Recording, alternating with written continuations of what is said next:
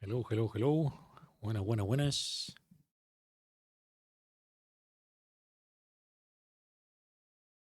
Tu. Aló, aló, aló. Okay, so my cats are crazy. Today we're gonna continue with the Esoteric Ebb, of course, as always. Like every day from the last 3 months. Yes. Así que bueno, seguiremos con Esotérico Evo nomás.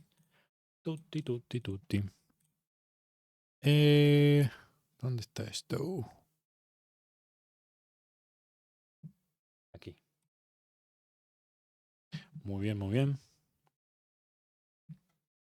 Me encanta esa canción. Pew, pew. Esoteric Ebb. And gaming time. Y como dice Basile, frente y ganamos, a otra cosa. esperemos que siga así. Vamos siempre al frente, señores y señores. Always to the front. Where were we? Here. Okay, nice. Cool. So,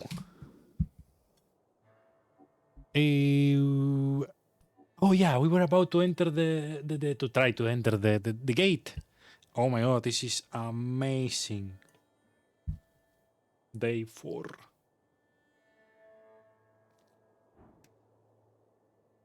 Wait, so election day is in day 5 or day 6?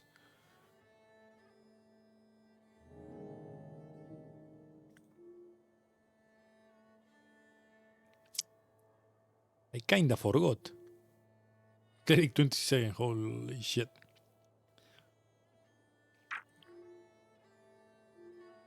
I didn't unlock some of them. Golden Line?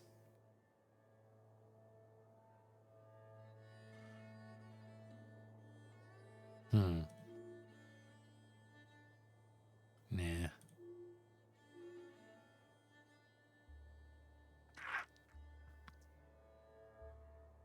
Oh, I didn't do that.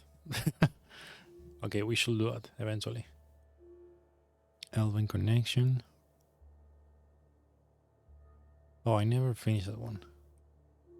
Oh, no, yeah. No, I didn't. It doesn't say completed. Okay. Oh, I can take root of that. What? Which one is that? Gate of Yor. Yeah, whatever. Not over here. Let's do it. Who would have imagined such a thing? The beating of life upon the shores, each wave another painful twinge. The heart laid square, blood in veins, fear in glance, peace upon the earth, the smoking man in the pillow. Have the key and I'm ready to dive in. Diving in is down. This is up. Secret lay bare soon-ish. Which matter? I will use all 6 gemstones to open the way. A creature faints in breath, its wisdom wrought in divine slop. Grand vision, little love, drunk on life and its promises. She's not a force of good, no longer. Now, she's but as a spirit for barrels and drink. The path forward lay clear nonetheless, as your journey comes to a close. But, who is the man? The smoking man. It's me. It is Snail. Oh shit. I'm gonna read every single one of these. It's me. It's a Snail. It's Pinja. It's Biskin. It's Ost. It's Raz. It's a doppelganger disguised as Biskin. It's the Duck. It's Kraid. It's Axel. It's Alphos. It's Arn. He always looks suspicious. I forgot who Arn is. It's Avignes, that weird dog worker guy. What? Bondebollo. Braxo. Brr. Lady Chamare. Drummer. Everglad. Frady. She did try with me a couple of times. True. Lord Gorm, the missing paladin. It was Gorgalash, the bastard. Isk Urum, the snail has done it. It's Lisa. It's Meek. It's me. Lady Sageleaf. That will be a twist, wouldn't it? Asgal himself, rising from the grave. Mungor. Mesan. Ulcis. That things must have had too much to drink one day. Oyugui, the traveling merchant. It was Pinja. No, wait, shit, I already thought of that. He's the potion seller. Rick's Peter is the seagull. That monster is Sir Trivan, the local cat. This is Martin. He's just a type to get into trouble. Thalasos. It has to be Vera. I know there is something off about that orc. I'm gonna say that it has to be Meek. Your gut is telling you. No, that is untrue. Not the case. False. Yeah, I was joking. A joke, yes. However, in that you shall find the dark belly of the soul, that which hides within a speech without, as will you, the heart, that beating thing which dreams of a world without strife, one of love and community, of friends. One friend, dear oh dear yard meet. It is very close now. It almost makes you think of what you will find in a different light, a question of broader implications. In effect, why did this happen? And what is this burning stake of a quest drawn into your flesh? It is what it's actually about. It is so simple of a question, that thought that causes your muscles to tense up and cramp. The question you have been asking yourself since you were 5 years old. What is a good man? Okay, tell me about the dark belly of the soul. Facing the end to see the light. Resistant to all damage when below 50% HP. Holy shit, that's good. Tell me about Yard Meat. Hold everyone and everything in your heart. If there is no space, fix it or die. Each level of exaltation grants +1 to each d20 roll instead of -1.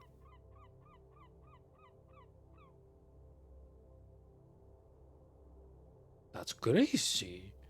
But what about good men? It drives you, it fuels you, the dream of becoming exactly what you were meant to be. Whenever you survive a death saving throw, you get back up with 1d20 HP. Keep fighting. Okay, let's go with Yardamita. Become the storm. Carpe tenebros. Yes. Love. There is love for all in your chest. Feel like the end is near. Live. Ah! Okay, we need to forget something. So maybe we can forget the cleric. Oh, level advancing. Let's go. Level 6.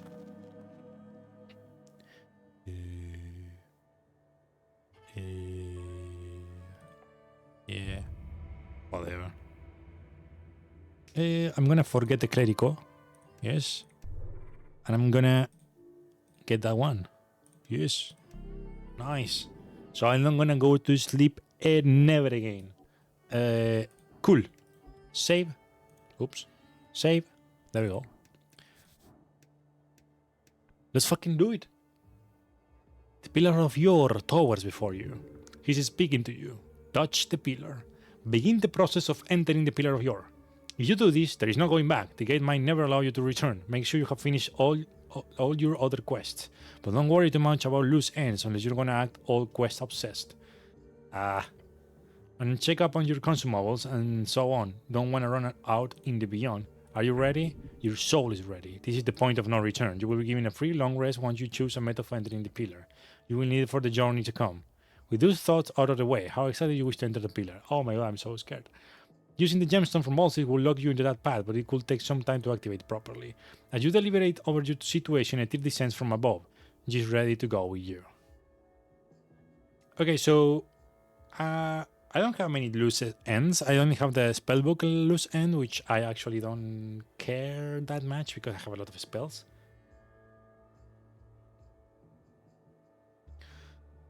Are you just chilling here, Itir? I saw you approach. Cleric, I'm ready to depart at your call. I'm happy to have you, Miss Angel. She doesn't like to be called that. Do not call me that. You should then call her that. This journey will be a tough one. Yes, yet I am confident we shall succeed. Her many eyes focus on the pillar. Another world to brave. Let it be so. Use the Sphinx attuned gemstone to open it. Let's do this. As you take out the gemstone, you feel it tingling in your hand. Alsis was very much correct. The emerald is now attuned to the pillar. It throbs excitedly as you bring it closer. Come on, seriously? What? In an instant you watch it begin to fade. Look at the gemma. Within seconds the stone is almost translucent in your hand. Then gone, as if it turned to thin air. In your mind a voice whispers to you in an urgent tone. It will take some time, cleric. Just wait a moment. The gate shall open to you soon. Look around. This is a pre-recorded message. I cannot respond to you. I place it within the attachment strings. Nifty, right? Anyway, this should be enough. I think it's limited to 50 words, which is The voice goes silent. Probably meant to end that with more than enough. Practical magic, the goblin laughs. Was that 50 words? It was. You have time. Use it to rest. How about you, Mick? You ready to head into the beyond? Sorry, where? The beyond. Mick has clearly not been paying attention to current events. Is this danger for Mick? Potentially. This is scary, but okay. Mick will guide cleric past any trap. There is trap in beyond, right? What was that song? Of course there are all kinds of nasty traps. Yeah, great. Mick will help. Gods, I need to sit down. No worries, Nell. There are surely no folk-made traps in that place, only beasts of the Far Realm. Great, thanks. I would like to subscribe from Far Realm Facts now, please. I am not subscription service, Nell. The goblin hunches down and closes his eye, taking deep breaths. Last chance, you sure you want to come with me, Snell? You sure you want to come with, Snell? He says nothing for a while. The goblin just looks up at the pillar. Yeah, I don't know. It might seem crazy, but from everything I've seen so far, if I just leave this to be, if we don't pursue this guy, something terrible will happen. I can't be alone in thinking that. I'm glad you're with me, Snell. Yeah, same. Aww. I love Snell. Sincerely is giving him an awkward amount of emotion. You made him blush. Cute. We can do this. I'm ready. You're telling that this whole helping mortal thing, Satir? I am assisting your investigation in an old city environments. Yes. This includes the Far Realm and its many special formations. So you're not worried? You get no answer for a few seconds. Yes, Clary. There are many uncounted questions about this type of journey. However, it shall be done. There is no doubt in my mind. You ever been there before? No, cleric. I was run up on this place. The generation before me did not. It shall be interesting to be a realm beyond, if also intimidating. Right. Yes. Thanks for coming along, she nods. This seems really dangerous even for me. Yes, it might be your end. However, it's not more important to make sure this does not happen again. Does not happen again? It's a foolish thing to throw oneself into the abyss. Yet, in this particular case, it appears to be the only option you are left with, if you wish to continue this journey. Let's just hope this weird burning fellow you're hunting is a reasonable one, huh? Maybe you will just have a nice talk. Wouldn't that be nice? Complete your free long rest and move on. You close your eyes. You feel the pillar, rising up above the clouds, beneath the earth, piercing the veil of something beyond. You are ready. Snell takes a deep breath. Bring both the tin and Snell into the gate. Yeah, let's go! Am I ready? No. Alas. Oh, mierda. Use the Gapstone to only focus on yourself. I'm doing this alone.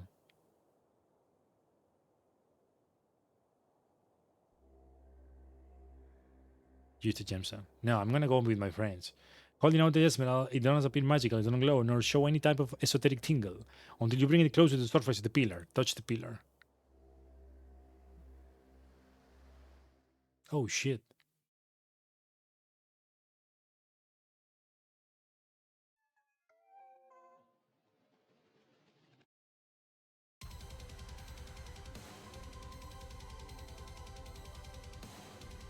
What the fuck is happening? I love this. You soar, the air carrying, deafening and silent, profound and devout. It doesn't stop. Do anything. And you join in further, roaring off the pillar. Attempt to move in the direction of out. Try to scream, but the force too loud. Treble, drilling, catching, burning. All senses alert, no chime to guide. Try to think about your party. A scarf grips you. An angel. Oh, that's me. An angel is close. A goblin clings to life. You are on a path, carefully closing, quickly cutting, violently pressing. There is a calm impression rising. Huh? Your earthly organs compromising. Oh. Each orb and lobe so gently breathing. Your mind is dying. An interconnected disbelieving. See it, just beyond, just like a bell began to ring. Oh my, oh my. This path of yours is just a string. Until one. Ah! Enter the beyond.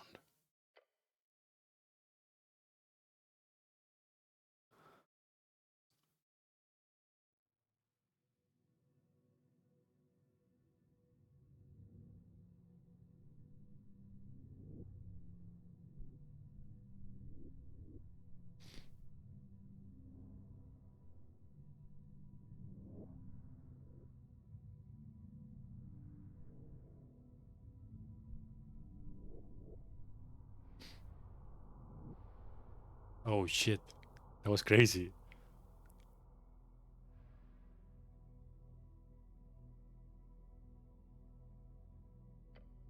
Endless.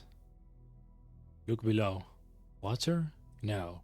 It is an esoteric substance. Logiston. The Sultan found not only in the beyond, but the nature of physics is difficult to investigate. However, scarce arcanist records suggest it's a type of chemical glue holding realms together, acting a bridge between those realms. Look around, there is nothing. Look at yourself. You are whole, but shaken. Pure disorientation in this dark place. What did Master do? This is your scarf crawls back in itself and does not say more. You must begin. Seek what you're meant to find. Where am I? Yours crossroad.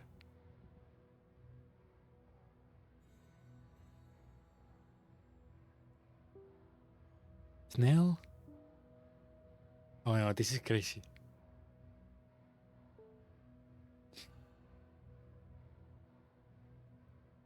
$9:14. Now we can see the time. Oh no. 2:40. I don't think this is true at all. That's dexterity.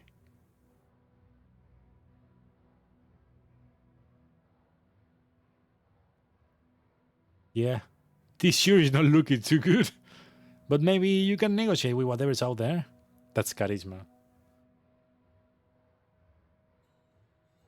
6:34.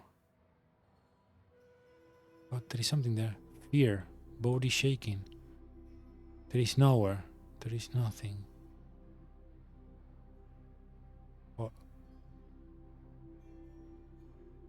I love this. The beyond stares back into you. You feel everything and nothing. Leave it light, balance up on the esoteric surface. Follow it. Fascinating. Terrifying. Oh shit. Your genius brought out you here. This place of purest esoteric. You alone will conquer it. Conquer it. This is the end. You're not strong enough for this. Yes, I am. You shall see. Hey, what the fuck? No. Not again. Oh shit. You. You're a disappointment. What?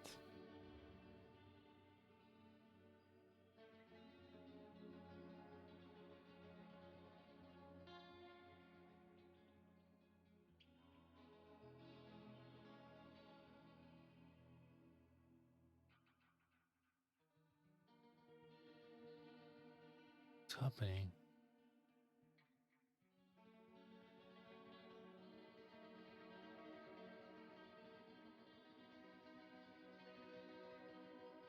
I should have worn the bucket. Blinded by the strange lights above, your eyes adjust. You peer onwards. In the darkness, you see a pillar of light. Something beacons you forth. Beacons you forth. Oh shit. What the fuck is this? Damn. Wisdom. Success. All is not lost. The cobbler.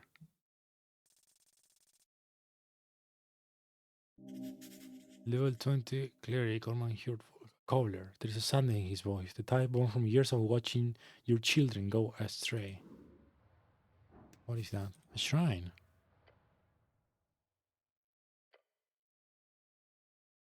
Okay.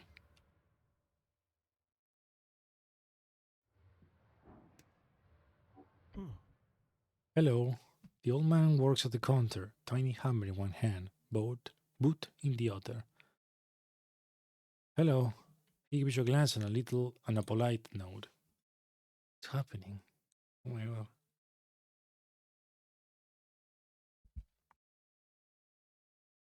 You're a show repairer? The old man lets out a short laugh. Let me ask you something. Do you believe yourself to be natural funny, or is there effort involved? Pure talent, nothing else. He nods and chuckles to himself. I'm a show repairer, yes, a cobbler. What are you doing here? Work, mainly. Dancing around the subject. He is at peace. You can see that. It's good work, as long as there are feet on the ground, there are shoes for attending. That's what my father always said. Maybe you can get some actual info you play along, make some small talk. Did he also work with boots? He did. Most boys took after their fathers in the village, in one way or another. He grabs a tank to rip some leather off the sole. I think the best thing I can tell you is another saying of my dear old father. We are nothing but the worst part of our parents, with a splash of random ego. With a smirk, the old man then leans in and says he read too many books. What are you working on? A legionary's boot, not enchanted kind, that wouldn't fall apart this easily. It needs a sole replacement, new studs and hobnails. You know much about boots? I wear them. He looks down at your feet. Urquhart standards, of course, what else? He points his hammer at you and says, you know those. They wanted to send you out in nailbags originally. Nailbags, how could you imagine? Blisters, blisters, blisters. Boot enjoyer, this one. Such a show enthusiast. The old man shakes his head and clicks his tongue. Thank Thiel for soft riders. God of Beast, Tannery, entre. God of Tannery. Only very old Urfolk invoke her name these days. Interesting, the old man speaks of an old god. Yes, from beyond the journey west. Till? Which god was that? One left in the old country. Where do you come from? Not from money, nor greatness of any kind. If I had to extract some source, one point of origin from myself, that would be just a small unfortunate village on the coast. He grabs some fresh nails from a bucket under the workbench. I was born to do this, he says and hammers one of them with the button of the boot. Good, fair, decent service. What are you voting in the election? He keeps working and doesn't answer your question for a quiet while. Then he muttered out, there is no perfect choice, is there? If you want a good outcome for the working class, vote for the Asga list. Yes, the less fortunate form the backbone of society after all. Bound together, people can move mountains after all. He smiles. This guy knows. This guy knows. Who are you? Not son of Toke. That's my name. Good name. He keeps working on the boot. It is time to inquire. Why are you in this beyond? Not? Nut? Oh, I died. I've been here for years. Okay. You are dead? Everything here is not so material, you included, if you stay too long. He holds up the boot, looking at his bottom with one eye closed. It is a tunnel. A ride going way heading straight outside. I've been left behind for a bit longer, though. Just a bit longer. You're stuck here? I like to see it as an unpaid vacation. The old man places down his boot and hammer, gently, as if placing his own child upon the bench. Rand, cleric, he is not evil, nor as his hands clean. I cannot speak with him myself, sadly, so I ask of you, please, handle it with hurt and grace. He is here, the one you're looking for. He's here? By the stairs, yes. Go to him before it's too late. The old man points to his left. You have 1,000 questions for the shade of mane, but your mind is just won't allow you, which is very ominous. You know you cannot ask this man more, for he cannot tell you. Go and face the one you have been searching for all this time. Thank you. Leave. Oh my god. Wait here. No, to his left. I'm dumb. Oh, what is that? Yes. At the beginning, is this all just a memory? Wait. To his left. Here then. Oh, another one. Oh shit. Not quite apples. The idea of apples. Not here. Maybe I'm. Oh, but wait, maybe the other left? Or maybe I read wrong. Well, I'm so excited. Oh, here probably, right? I don't know what this is.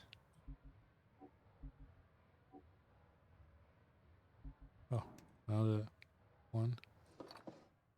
Okay. Here.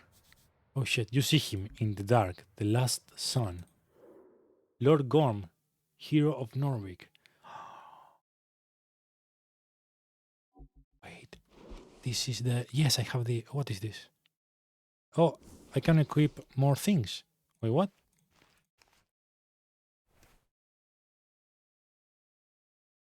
Okay. I didn't have these before. These are new.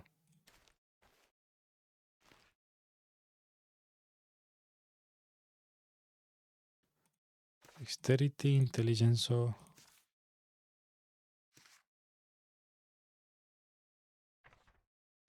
There you go. Trinkets. Constitution and intelligence.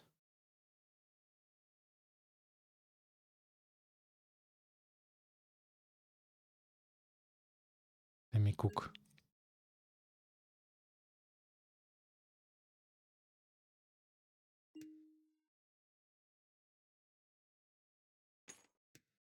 There we go.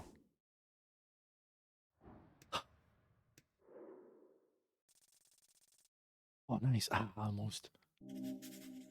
Human Urfolk, level 12 paladin. Alas, poor Gorm. Oh, I cannot read that. Maybe that's intended. Wait. Yeah, probably it is. Alas, poor Gorm, his choices led him down this doomed path, painfully relatable. Here we have someone who is supposed to be the best of us, human of good breed, raised up by Urt himself, educated, rich, seemingly healthy. If he could not stay on the path, who could? You are nothing like him. You did not come from nobility. You were not given any special treatment, even with your latent talentos. The only thing you have in common is your willingness to throw it all away, to throw yourself against the meat grinder of time, but you will not be minced. You're nothing. Okay. Greetings, brother. Holy shit. Greetings. He bows before you. Oh shit. Missing paladin completed. My name is Gorm Skaldeman, the first noble house to be raised by Urt. That's the founding of Norwich. Families formed during the party war. Loyal servant to this day. Okay. Loyal servant of Urt. I need your help. You see the growing corruption upon his arm. It causes him to shake. Lord Gorm, touched by the void. He appears sane enough somehow. So that is how it is. My lord, kneel. Explain yourself. The paladin performs a perfectly executed fist on chest salute. As he does, you notice the longsword sheathed at his hip. The flame tongue, one of the great swords of Norwich, passed from paladin to paladin. Such a legendary blade, it will serve as an excellent symbol for your rule. The state has fallen, brother, he says and lets out a crackling cough.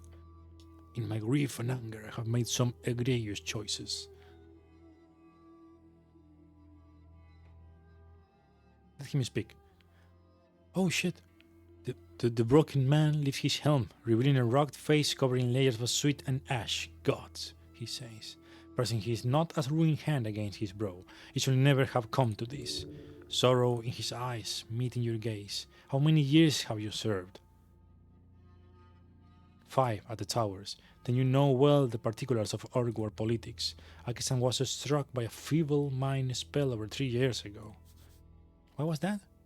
This is below the Tartar's mind, leaving them in a demanded state. In good cases, it can be reversed with a greater restoration spell. In bad cases, only a wish spell can do anything to bring back the Tartar from the abyss. Oh, and I happen to have a scroll. Maybe I have to equip it? I don't know. I stared at him for a second. What? He's hidden away in his palace manor for all this time. The Lord Patriarch? Yes, the city is now a hellless chicken, run by our cabal of magistrates. On a cursed evening 3 years ago, the leader of Norwich was as good as assassinated. They decided to keep it a secret. The reasoning was simple. It was for the security of the city. Without Urt, we had no protocol on the transfer's power. None revealed to the public, at least. Who cast the Fablemine spell? Enemies of the state, they broke into his manor at night. Then they got away. The magistrate pointed to cultists. I went looking. I was unable to find any proof of such activities. Have you seen him? I have. I was one of the few to be granted an audience about a year ago. Lord Patrick is lost in his own mind. No restorative magic takes. None we are able to master at least. It is at times like this you imagine the small folk cry out of the power of the Arcanist without this mess. Are you sure it's not just old? That was what people think. The reason is why no one questioned his absence. However, Akisan was a true man, and a hell one at that. He would eventually be taken by age, of course, but not like this. There was a sudden and totally eclipse in his mind, full magic at work. Who knows about this? Few. The magistrates, some of the patriarchs, all of them sworn party officials, including me, despite my lower status as a paladin. It's a tightly guarded secret. They are sworn? How terrible. And none of them have told people. They cannot, nor can I. Why did they keep it a secret? They say it was considered dangerous for him to falter after serving for so long. Better to hold up a puppet until the election. Or that is what they decided. I was not in that particular smoky room. Why are you telling me this? Why are you here, brother? I believe these two questions have the same answer. What do you mean about the transfer of power not being revealed? It was kept hidden. He left a will. Of course, he left a will. Yes, he did. Earth's legacy, his instructions. The magistrates and the Lord Patriarch were provided with guidelines for the eventual death of Akesam. Let me now. He grabs his corrupted hand to stop the twitching. Then he speaks in a regal tone. Upon the death or at the behest of his lordship Akesam, a provisional government will be declared. He closes his eyes, reciting the words of the word scratched on the back of his eyelids. This government shall have 2 years to oversee an electoral process, at the end of which a permanent government chosen by the people shall be enacted. This provisional government shall be headed by 2 individuals, which share power and responsibility to provide full suffrage to all citizens of Norvik. The first individual shall be elected by all active clerical patriarchs within 7 days. The second individual shall be elected by all active guild unions leader within 7 days. He opens his eyes. 1 cleric, 1 Asgalist. Urt's legacy. Wait, what? If either of the provisional electoral process failed, the individual will be chosen by a random lottery at the end of those 7 days. Random lottery? Is this a jest? He coughs. The instructions included more details, of course, but this is what Urt wanted from us, brother. This is what Akesan wanted. He was going to step down, retire, to enact his final will of a glorious god. Oh no. This is why the feeble-minded him. Yes, they could not let Urt's will pass. They could not let go of power. That doesn't make any sense. There is an election going on right now. Yes, that is very true. Know this. I read Urt's legacy, his last will over a year ago. I guess I was started 3 years ago, right as the election began taking shape. Think about it. If a cleric and an Asgalis were to be put in charge of the entire electoral process, who would lose? Who would possibly want to avoid such a scenario? The freest riders, and the power behind their Ritzian coffers gives you a very tired look. I have worked tirelessly to find the truth in this. I use my privileged access to archives, party meetings, documents spanning all districts, the ability to investigate all magistrates without alerting anyone to my intent. It turns out the answer was not so hidden. What did you find? All magistrates have deals with the Ascani Ritz Trading Company. In total, approximately 85.5 million crowns in the form of public work investments, guild expansion, targeted tariffs, consultancy fees, the illegal sale of Norwegian property, exclusive land licensing bids, key positions with the district bureaucracies, and sometimes even just gifts. The butchering of our beloved city. This is horrifying. Do you have the receipts? Getting people for investing, that's a good thing. Horrifying. Those monsters agree with him a lot. That they are, brother. Eyes flick to his arm, his face comforting in the painful winds. I know well why you are here. I am responsible for the explosion. You are. He admits it. The elf, Gorm lifts his head. Regret. He places his hand upon the pommel of his sword. You killed her. Arguably, yes. Arguably? I should explain. The part of Norwich has been entirely corrupt by crowns of foreign interest. He scoffs to himself. A city sliced up, auctioned off.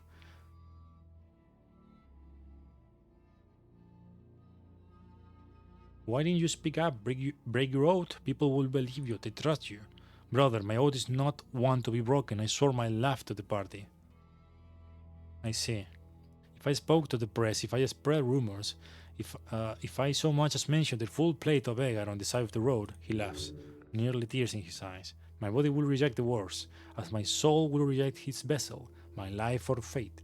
For the whims of this fallen city, his head falls, his shoulders heavy. The burden, the weight of his discourse. Nevertheless, a real man would have been able to break it. Lifting his head, his jaw clenched, one hand gripping of the other. I should have been able to. The fact he's telling you this tells you his soul is already lost to this dominion, to the beyond. But here you're free to speak. Yes, the oath is not broken. I can still feel it. But here, Ur does not watch me. Here, he does not see what a monster I have become. I wish he never does. What do you do? He lifts his mutated arm, the flayed skin pulsating around vein like tendrils. I sought out the aberration. Oh, we all knew he was there. Everglad was never considered a threat. Down in his flooded temple, nor were his warlocks. I did not imagine he would so easily give me everything I needed. Let him speak. Terrible, terrible power. He clenched his mutated fist. A god never dies, brother. They simply fade from our world. That much was clear. When I watched him go, that means with enough power, with the correct esoteric ritual, I can return him to the material reality. He takes a decisive step forward. I can bring back our god.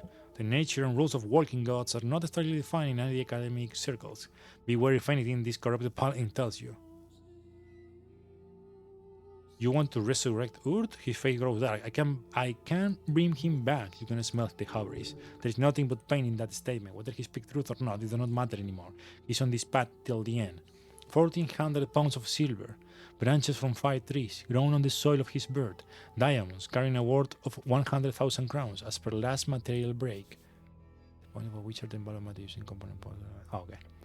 And the paladin bites down on his words. It's already. I have it all. An overwhelming value, even for a high-tier resurrection. For a god, this could be very well be a reasonable material cost. What was that fourth thing? What is the spell called? I don't care the name of it. I do not deserve one. It does not deserve one.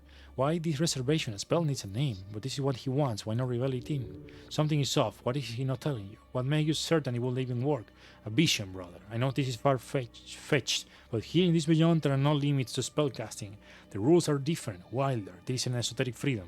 I have seen into the depths of this place. In all this time I have spent here, I know I ask much of you, brother. I ask you for your faith in this spell and in me, but I swear, Urt is here somewhere, close. I can feel him watching me, giving me these visions.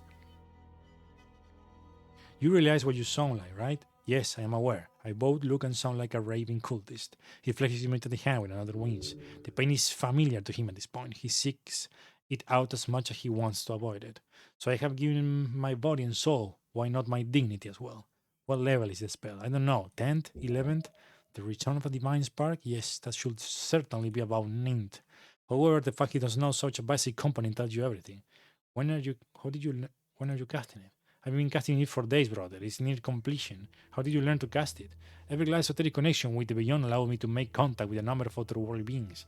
They helped me mold a custom epic tier spell for the sole purpose of resurrecting one specific god. While my appearance has been tainted by the Four Realms influence, this spell is not full magic, nor is it any way influenced by the Everglad. This is divine magic as its most powerful. How do you get all the spell components? The branches I secure myself by visiting the Curse Lands. The diamonds and silver, secured by Elim. The elves pay for your spell? Oh, this is just getting better and better.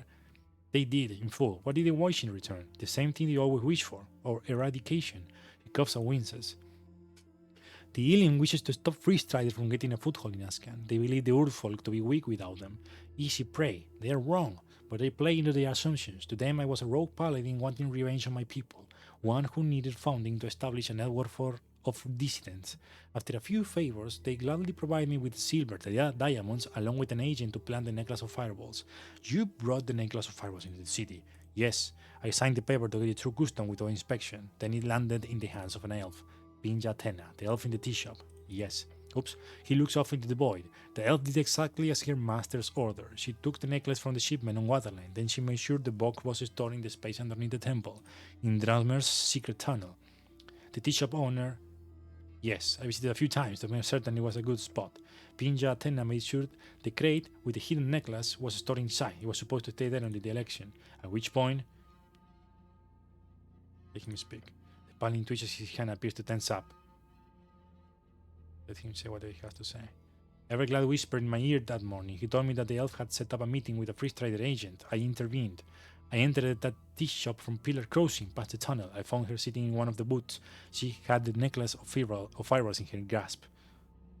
Let him speak. The elf was planning on selling it to make an escape for herself. I don't blame her, but I could not let her take it. The thought, the possibility did not cross my mind. I cast Charm Person on her, though I had forgotten how the elves ignore such effects. All paladins are the same, they never think before they act. She reacted violently, threatening to blow us both up. In the last, her mind raged of possibilities, of escape, of solutions. She found none. Again, I do not blame her for this. Before I figure out what to say, I saw it in her eyes. His gaze not only focused on the boy behind you, no, pierces your eyes behind the helm. Oh, wait. Okay. She had already made up her mind. I cast Misty Step, reaching the edge of the room before I hit the ground. She was incinerated instantaneously. Me? I made it out with seared flesh. He closed his eyes. She did not suffer for what little it's worth. She suffered. She suffered every indignity a person can at the behest of this man. No, she did. Blue flames, and hidden a blast so wild consciousness is drained from the shock itself. She did not feel the fire, but she felt everything before.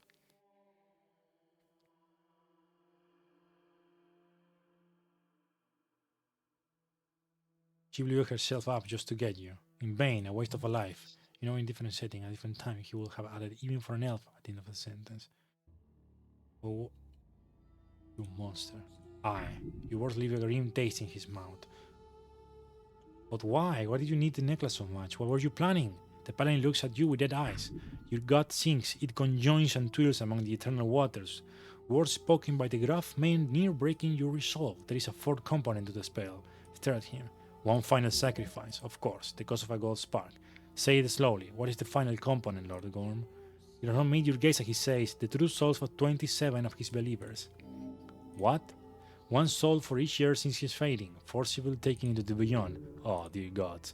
They will be channeled here to the exact corridor upon death, at which point the spell will be cast and Ur will return to the rest of his people. He closes his eyes and mutters a few words to himself, a prayer, disgusting. Thus, I am forsaken. A worthy sacrifice for such a mighty spell. That's a lot of dead bodies. Sounds like a hassle. 27 innocent people. 26, I will be the final sacrifice. You're giving yourself as a component too. Of course, I will not be needed for the aftermath, nor do I deserve to see the fruit of my labor. Are you insane? Not yet. His two words are joined by the grim skull of his face. That's, I need your help, brother. Without the necklace of fireballs, it will be a grim task to collect these souls. He holds a clenched fist, mutated flesh in a grotesque blood. Will you assist me in resurrecting our god? Darkness in his eyes. Death pool at his feet. The paladin is doomed. As interesting as seeing an epic terror spell in action will be, do not follow this madman. You have cast so many spells from a position of naive intrigue, where the forces break your very flesh apart. With nothing to show for it, a spell of this value and power, how do you imagine it will end? Exactly as its caster intended? Do not follow this fool in his demise. You're watching a tragedy unfold beneath these stars. This poor man has been driven to the brink of the abyss. He is staring into it. A chronic lack of agency, a silhouette on the edge of desperation. These whispers he hears, they cannot be his voice. They are anything but. Oh my god, this is crazy. I need mate. Oh my god, oh my god. Please, speak to this man. Make him remember the path thought by Urt, your good god. It's impressive, really. You have this crazy maniac of a paladin, ready to perform mass murder. But listen to him. He's so sure in his own righteousness, so profoundly up in his ass, the very road to the deepest hell will become flooded by his massive tears, once he's off himself, of course. Until then, here's your problem. Choose your next words carefully. There is no one here to save you, and if you make a shitty choice, you have to live with the consequences for the rest of your life. No pressure. Take a breath, a deep one. Take your time. Oh my god. Try to understand him. Argue for another path. Convince him to stand by his oath to Earth. Remember your father. Remember the pain, the anger. Wait, I think that the guy that was my father, maybe. I don't know. You learn about manhood from the dog. Behold success. Advantage against Urfolk. I have advantage, yes, but I don't have much. No reason to cast a spell? Okay.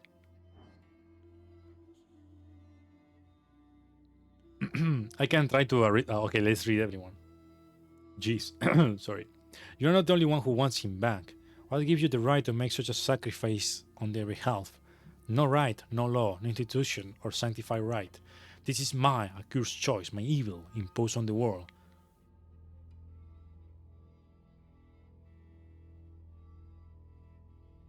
What's wrong with your arm? The paladin glances his claw like tendril. His flesh is constantly burning. I reached into the sap of the boundary tree. It gave me a permanent hold on the strings beyond. An awesome power to wield, a terrible price to pay. Ever glad, merely opened the path for it. But this was the only way for me to truly gain the power fit to rival York, even at the cost of my flesh and soul. Horrendous, fascinating. To think this simple paladin managed to soar so high. His descent will be a great case study. The elf didn't have to die then. No, she was another mistake. He shakes his head in the helmet. He shakes his head in regret. He feels the loss, but he has justified it. It is preemptively forgiven, even as he lashes his own back. I could have let her escape. I could have succeeded in taking the necklace from her. He could also simply have avoided the elves gotten my components elsewhere. If I had learned more, if I had lived better, if I had been more virtuous, alas. That's tragic. It is tragedy, and I mean the monster taking her life. Her involvement is only bitter. You want to kill 27 random people? No. Or folk only. The spell do not consider the personal belief as much as their folk type. Any human living in Norwich will do.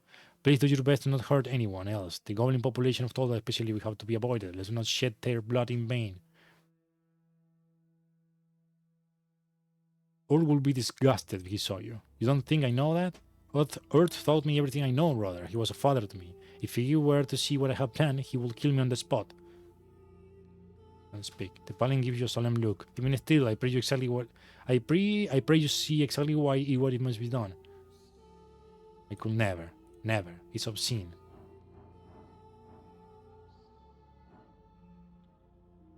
I have a scroll of wish that could be used to treat Lord Akesen. You, I'm going that you're a piece of branching paper you were waiting around. You have a scroll of wish.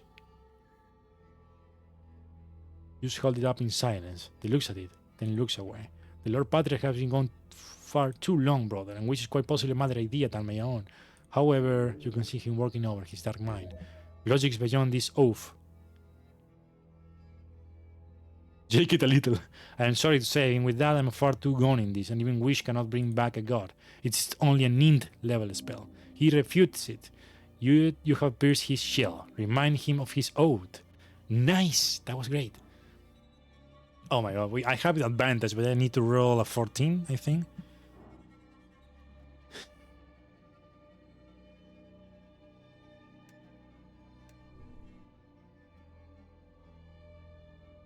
Just hold on, there is time to think this through. No, brother, you might not realize it, but this play does not conform to the time frame of our existence. To me, since the explosion, it has only been a few hours at best. We do not have time, it must be done now. Interesting.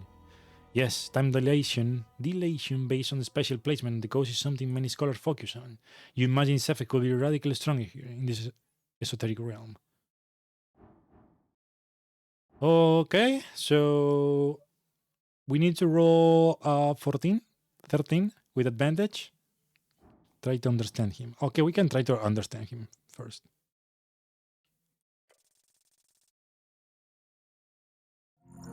Oh shit.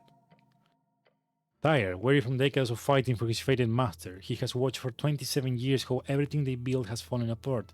The paladin wants to save his people, by casting himself as the villain, by destroying innocent lives despite the pain it causes him. Is this what it means to be truly a good? To go against everything natural and descend to help untold future generations? Accept his view as valid? Something like that, yes, that will help, despite all the horrors involved. Oh nice, that worked. Argue for another path. Convince him to stand by his oath to Urt with religious fervor. Argue for another path.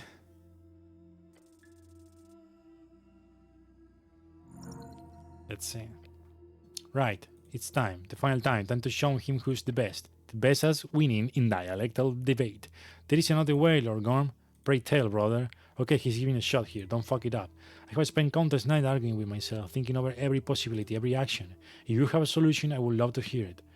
Now that I know the truth about the magistrate's coup, I could help you spread it. We can still enact Earth will. We can fight back, create a resistance movement. What if you find a cure for the Lord Patriarch? What about if we ask people nicely to sacrifice themselves?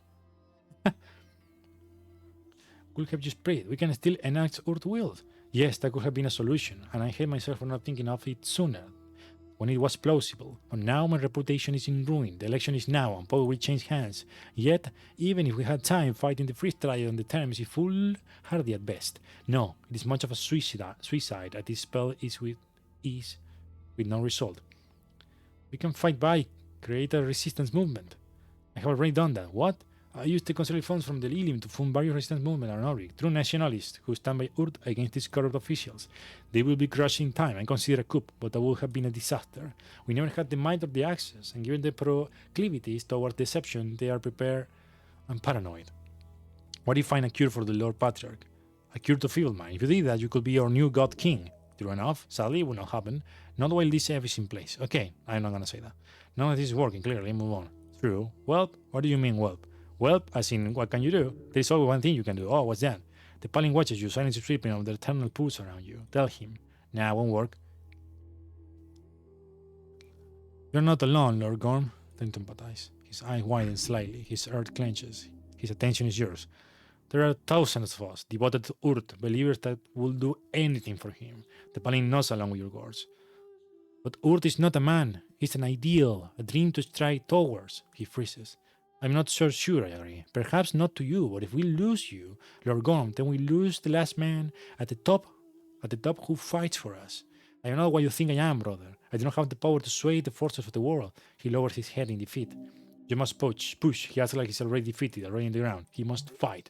Careful now. Don't lose your head. Stop acting like you have already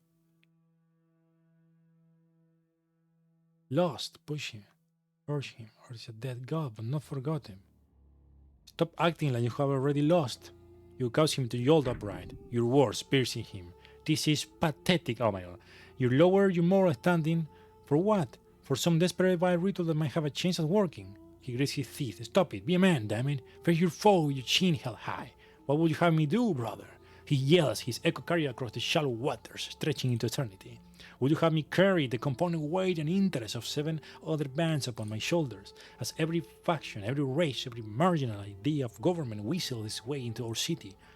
There is no stopping them. The parasites of foreign capital are too fastened, circling our people dry, their fangs too deep in our necks. He takes a breath, shocked at his own outburst. I cannot envision a war where mortal men defeat such evil, a man full of nothing but regret, a man, a tragedy.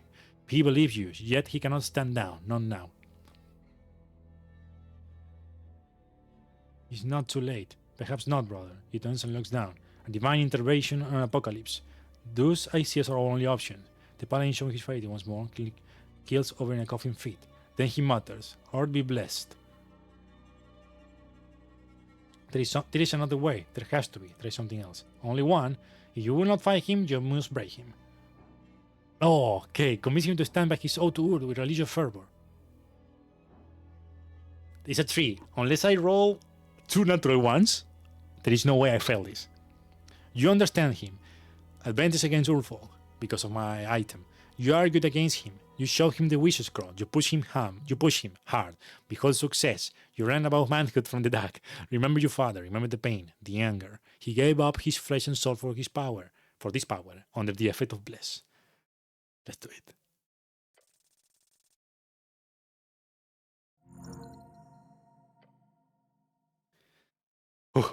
The paladin is not broken. He knows exactly what his god is. There is the horrid truth, one deeply ingrained into the body and the skin and the muscle tissue of his broken man before you. This is a man who is throwing away everything. 1 second. Including the love of his god, for the purpose of reaching a better world. You can see it in his eyes. It is written in his flesh. The grandest thing a good man can truly sacrifice will be everything that makes him good. Gorm believes that that somehow he knows in his vision feels cool, this string will lead to a worthy end. But he does not know anything. He has faith. Faith that Urd will set his wrongs right. Exactly. Oh, Lord Gorm, speak up, brother. What this Palin does not understand, however, is the most awful truth of all. I hope I have made it clear. God never wanted us to pick up after him. But he sacrifices. With him gone, someone else has to keep giving. I am not only willing, I am ready to speak. You fool! Damn! The music. The Palin glares at you with wide eyes and open mouth. Flabbergasted, you dare to place your burden upon his shoulders. Anger flashes upon his rugged and quite hairy face. You are no monster. You are a child. A child running to his tired father when the going gets tough. A father who gave him everything. Gorm knows this. The intense rage now building his chest is proof enough. He grips his twitching arm. Anger comes only from a sense of injustice. When faced with unwanted truth, a man's ego will bring him to fury. It is only in facing that ego, in breaking it, that your Lord Gon will be redeemed. Damn. Wow. Yes, our city is falling. A corrupt cabal of magistrates bringing everything to ruin. I see that. You have dealt with it alone for decades. Shackled to your duty. They threw away his legacy. Words spoken through tremendous temper. Teeth clamped down. Voice low. The insidious force of wits. They cannot be stopped. They cannot be... I never saw him. You did. So tell me, did Urd ever tell you to always rely on him? The Paladin lifts his chin and glares at you. Yell, did he ever ask for your faith, your utmost faith in his ability to set things right in the end? He opens his mouth to speak, yet nothing comes out. Push him. Lower your voice. Did he? No. The word snakes out of him, his face growing paler by his presence. I am only interpreting what I have read, but I always assumed he asked us to be men, real men, who will make it through every horrible challenge, every lonely night, every excruciating humiliation. He is, the Paladin cannot form the words. He is left standing on the brink in silence. I don't believe Urd taught us to kill ourselves, so he could put the world right. I don't believe that for a second. He shuts his mouth. He does not look at you. What did he teach us, Lord Gorm? Sacrifice. He taught us to give everything to set the world right as we could. Is that not what I'm doing, brother? You're sacrificing your goodness. For what? For an even heavier burden to be placed upon him. Even if everything in your spell goes off, with every esoteric mishap ignored and his divine spark returned to the ghost, Urd will be saddled with everything you leave behind. That is not... He would alone, Lord Gorm. He will be alone against this terrible fate. The Paladin stares at the reflected stars beneath his cape. Alone. Even a god cannot destroy the horrors of capital. Do not place that burden upon your father. That is not sacrifice. That is vengeance. Vengeance? Well, for example, I feel very angry at my dad all the time for going outside to face that troll, for leaving me and mom alone. His eyes fasten upon yours. If I met him here, I would want to place every problem in my life at his feet, yell at him to fix it. Because why couldn't he? He's my father. He should be able to. Look around, tears in your eyes. Oh shit. But I can't. And he can't either. And just as the son need not dig the trench of the father, the son also needs to step the fuck up sometimes. Lord Gorm takes a crackling breath. His mind is racing, his pain is growing. But he listens. Wait for him to find the words. I am bound by duty above all. He covers his face with trembling hands. The last flash you see is of tears upon his dirty cheeks. I have never known a life beyond this helm. My lord often spoke of probability. He saw them through his divine visions, yet he could never tell me of my chances in this life. He could never tell with me, but he often asked me about my thoughts on risks, on how much I was willing to gamble, to sacrifice, in order to protect those who needed it most. He always told me I was reckless because I would always go for anything over a 50-50. What do you think the odds are on your spell working out? Am I making any sense here? What do you think the odds are on your spell working out? I was hoping for a 50-50, but only Urd will know for sure. Lorgon placed a hand up in the palm of his sword. Most things in life are 50-50. It is duty to lower the risks. His voice crackles behind the iron. Those are his words, written and spoken, again and again. His mutated, twitching hand on the grip of that legendary blade. I have failed, as a man and as a son. You can be redeemed, Lorgon. You can come back from this. You have fought bravely against impossible odds, Lorgon. And you have failed this city. You need to pay for your crimes. No, Gorn, I think you're a good man, and Nord is proud of you, despite it all.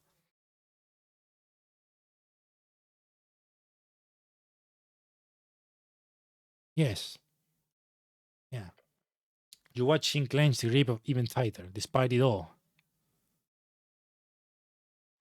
Oh shit. Tell me, brother, what is your name? If I don't say it now, I mean, I am the cleric. Of course. He smiles behind his helmet. He's content. I place everything in your hands. Cleric of Norvik. No. What do you want to do? No. Don't you dare.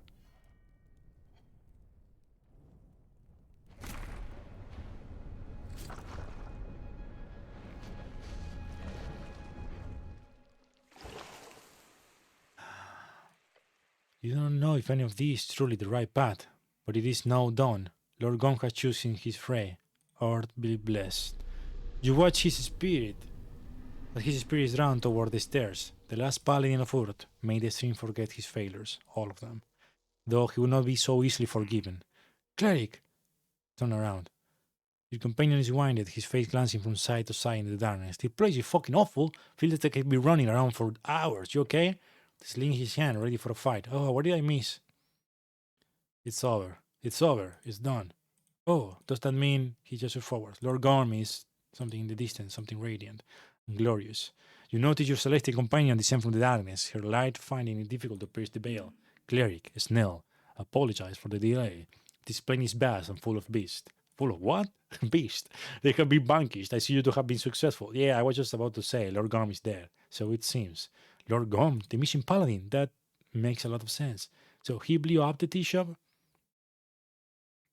The elf blew it up. Lord Gorm was partly responsible for the necklace fiber also. Explain it. His eye lights up. Ah, right. So it was a conflict. An attack from within. Gorm was a part of a plot to blow up the necklace during the election, as was Pinja. Right. But Gorm was only faking it. What? Worm was pretending to hate the city so the Elim elves would fund his dark ritual with which will bring back Urd from the dead, where he also needed to kill 27 Urdfolk to finish the spell, which is why he needed the Necklace of Firebolt, but since Pincha blew it up, he was not planning on going out there and killing people by himself. Ah, I see. What? A ritual to bring back Urd. The angel repeats your words as if she's grasping their meaning. He invited me to join him. We talked, and the angel read you with many eyes. The goblin stares at you with two. He invited you?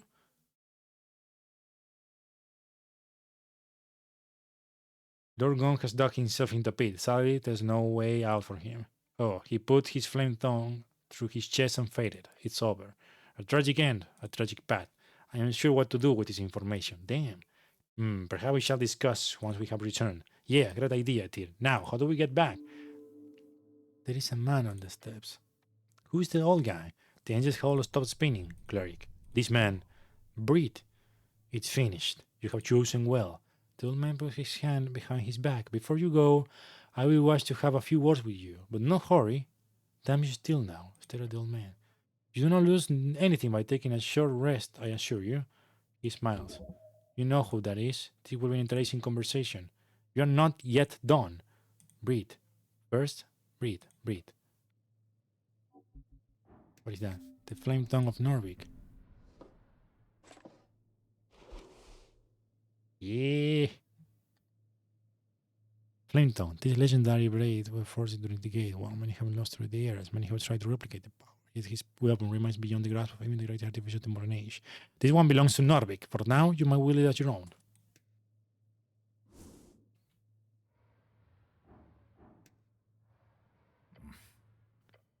Yeah, what are you doing, Lois? Let's go outside. Really love kind. You okay, cleric? I will be. Yeah, once we get out of here. Now we'll go with our grandpa. He looks like he's something to say.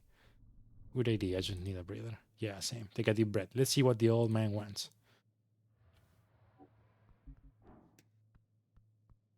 Who is this guy? Wait. The tipping man greets you with a lowered head. Hello. Were you watching? I was. He met your gaze. This road has been terrible. All due to my negligence. Is this guy Urt? Eyes filled with regret and confidence both. Huh? Why is he talking like he's the one who... Who are you, really, Nat? You know this guy? He wiped some dust of his apron. I ran into him before. He's a cobbler. Right, a cobbler. I'm sure there's a lot of show emergencies out here. She shakes his head. I'm afraid there is no good way to put this, but I shall make it clear for you. I swear on it. Well, you better explain it quickly. Not sure any of us should stay in this spooky hellscape any longer than we have to. You're very correct, Snell, he said with a smile. This place is bad for a man, bringing him to face both his heart and even fouler things. Then he looks over to Tyr. You seem to handle it just as well as expected. She looks at him in silence. She knows who this guy is. The goblin looks back and forth between them both. Okay, I'm getting freaked out now. Let him speak. I am Nut, son of Tok. That's all I am here. That's all I am here. Now, I was born in Dejpik, midst the early days of the First Coast War. Its chaos brought death upon my kinsmen.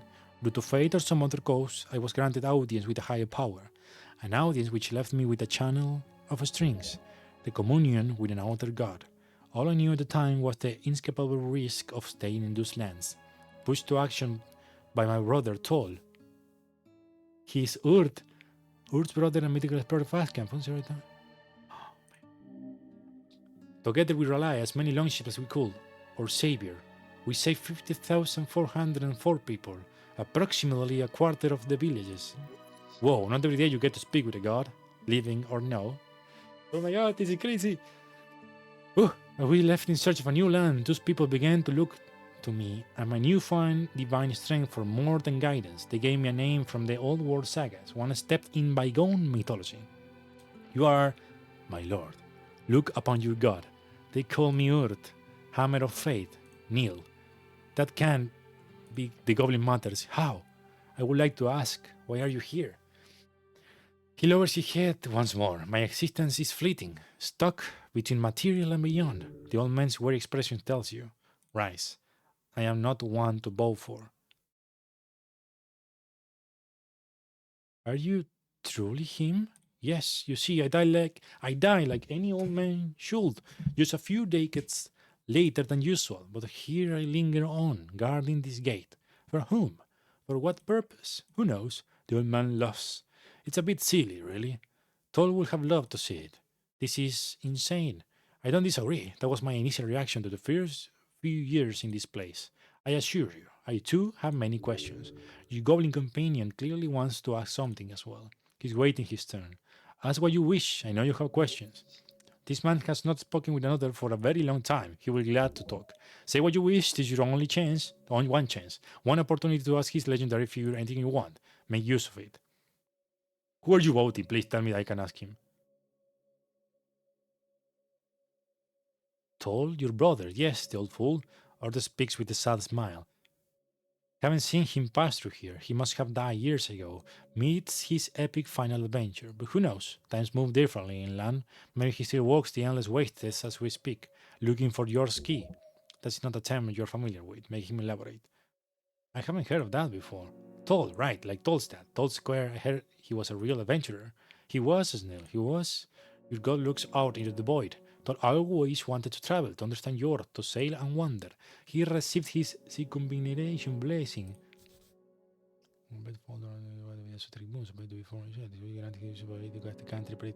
Oh, nice. Found in, listen, no longer active, found in Norvik. Yet he could never reach Yor's point. After a lifetime of adventure, he still wanted to know. That is why he set off, Toll's leaving, the national holiday. My brother figured the secret to Yor will be unlocked in the Oasis. Once he crossed really cold valley, which I later renamed Toll's Pass, my sendings stopped reaching him. Yeah, good name swap there. The last thing he told me in that final message was, "Fear not, brother, I always find my way home." Thus, I hold out hope. Can you see Narvik from here? Somewhat, yes. I have tried to cast minor magic here, including a soft scrying. Soft scrying, he speaks like an arcanist. That essentially means he can pick on people on location, and not for long, not far from Narvik, presumably. It feels a bit tragic, of course, to be unable to interfere, yet able to watch, as you can imagine. Lean over to Snell and whisper, "He has been watching us." He leans back. "I'm sure you are the main spectacle." Your god squats down, breaks his palm toward the tower of light before him. "The closer to the pillar, the more I can see, like your adventure in the city below or your encounter with Gorgalash." "You knew that troll?" "I did. I fought him, all those years ago. Every time he would flee, regroup, and try something new. A smart one, that Gorgalash, a tough leader." "He seemed to really hate you." "I don't blame him. Your god looked away for a second of using the boy to take in your words. I destroyed his tribe, Ran. His kingdom, his people took it from him without any kind of fair fight. I just struck for my own need, and I was well rewarded. Perhaps it's a pity I did not follow through, instead leaving him to the life of an undercoast vagabond. Part of me feels I knew him well. We dueled many times. Another part of the wonders if I should have taken the risk of diplomacy. At a certain point, it wasn't that far of a 50-50. Would you have taken that? Attempted peace with trolls, or would you have followed through? Pity be named. Trolls are full, unstable creatures. The answer is no. Every creature has the capacity for good, even a troll. I would say manipulating a troll into not being harmful is not that much harder than the average human. Problems lies more in what happens if you fail. Trolls sure like to smash things.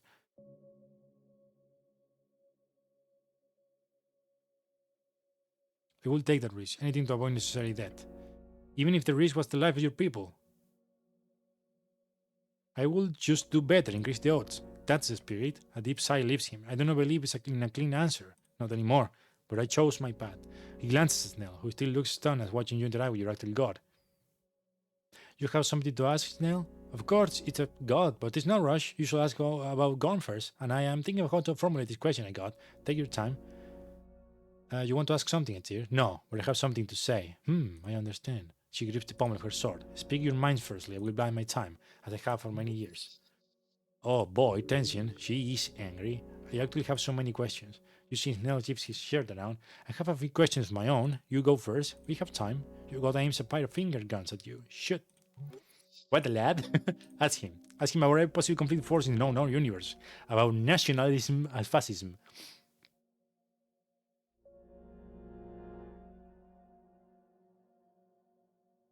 Is nationalism fascism? No, I do not believe it is. A clear answer. You're answering with that with some confidence. Some, I have considered it for years.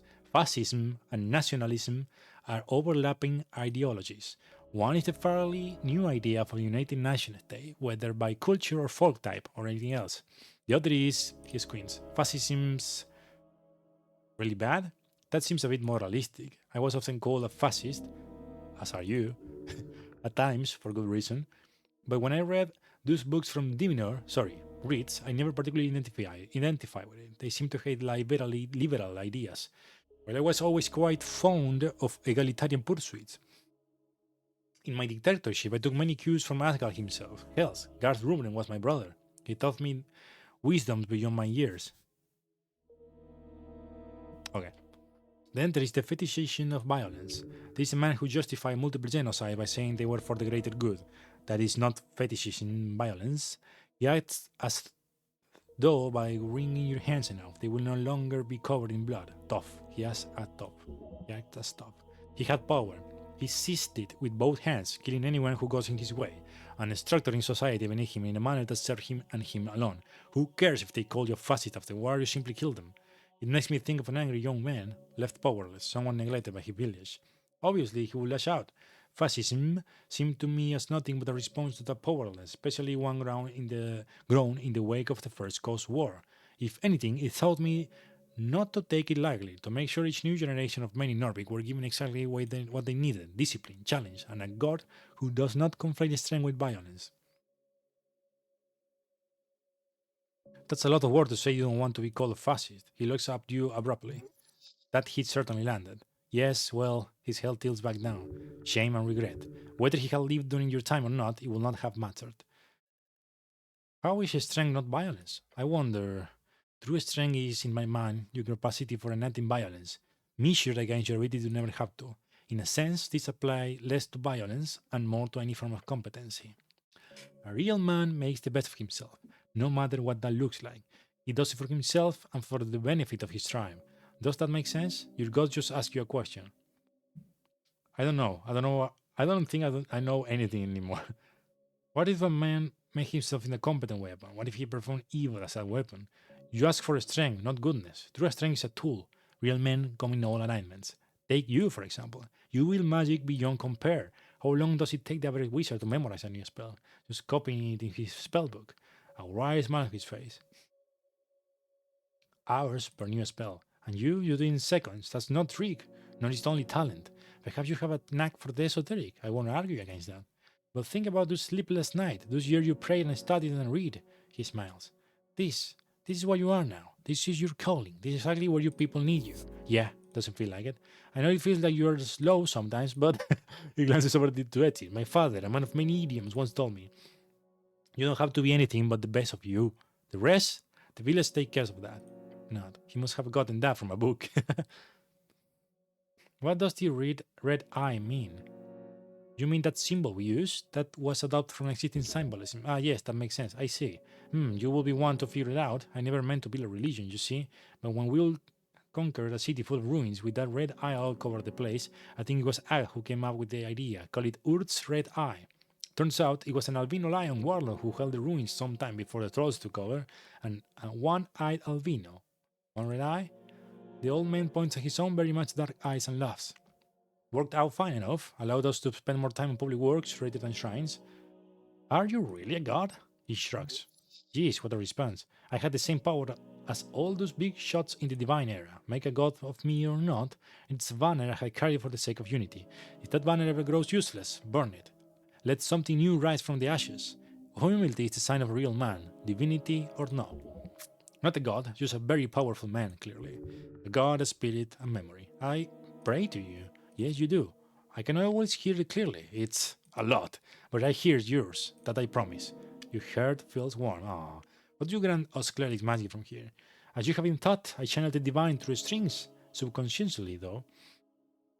Or maybe more like instinct. I am an old hand at this by now. Might be a reason why I won't be allowed to move on. That I'm still needed to keep the channeling going. The contract is a two-way street. Those believe bind the god as much as his followers. Which makes me think of all the other dead gods out there, still connecting those thousand upon thousand of clerics into the sources beyond. That's crazy. Agreed. I'm happy to fulfill my duty here, keeps me sane. But I wonder if the Mender feels the same, or if Lady Fair holds down the fort in some other tunnel. The implications here are quite intense. Incredible. He talks about it as if it would be not big deal.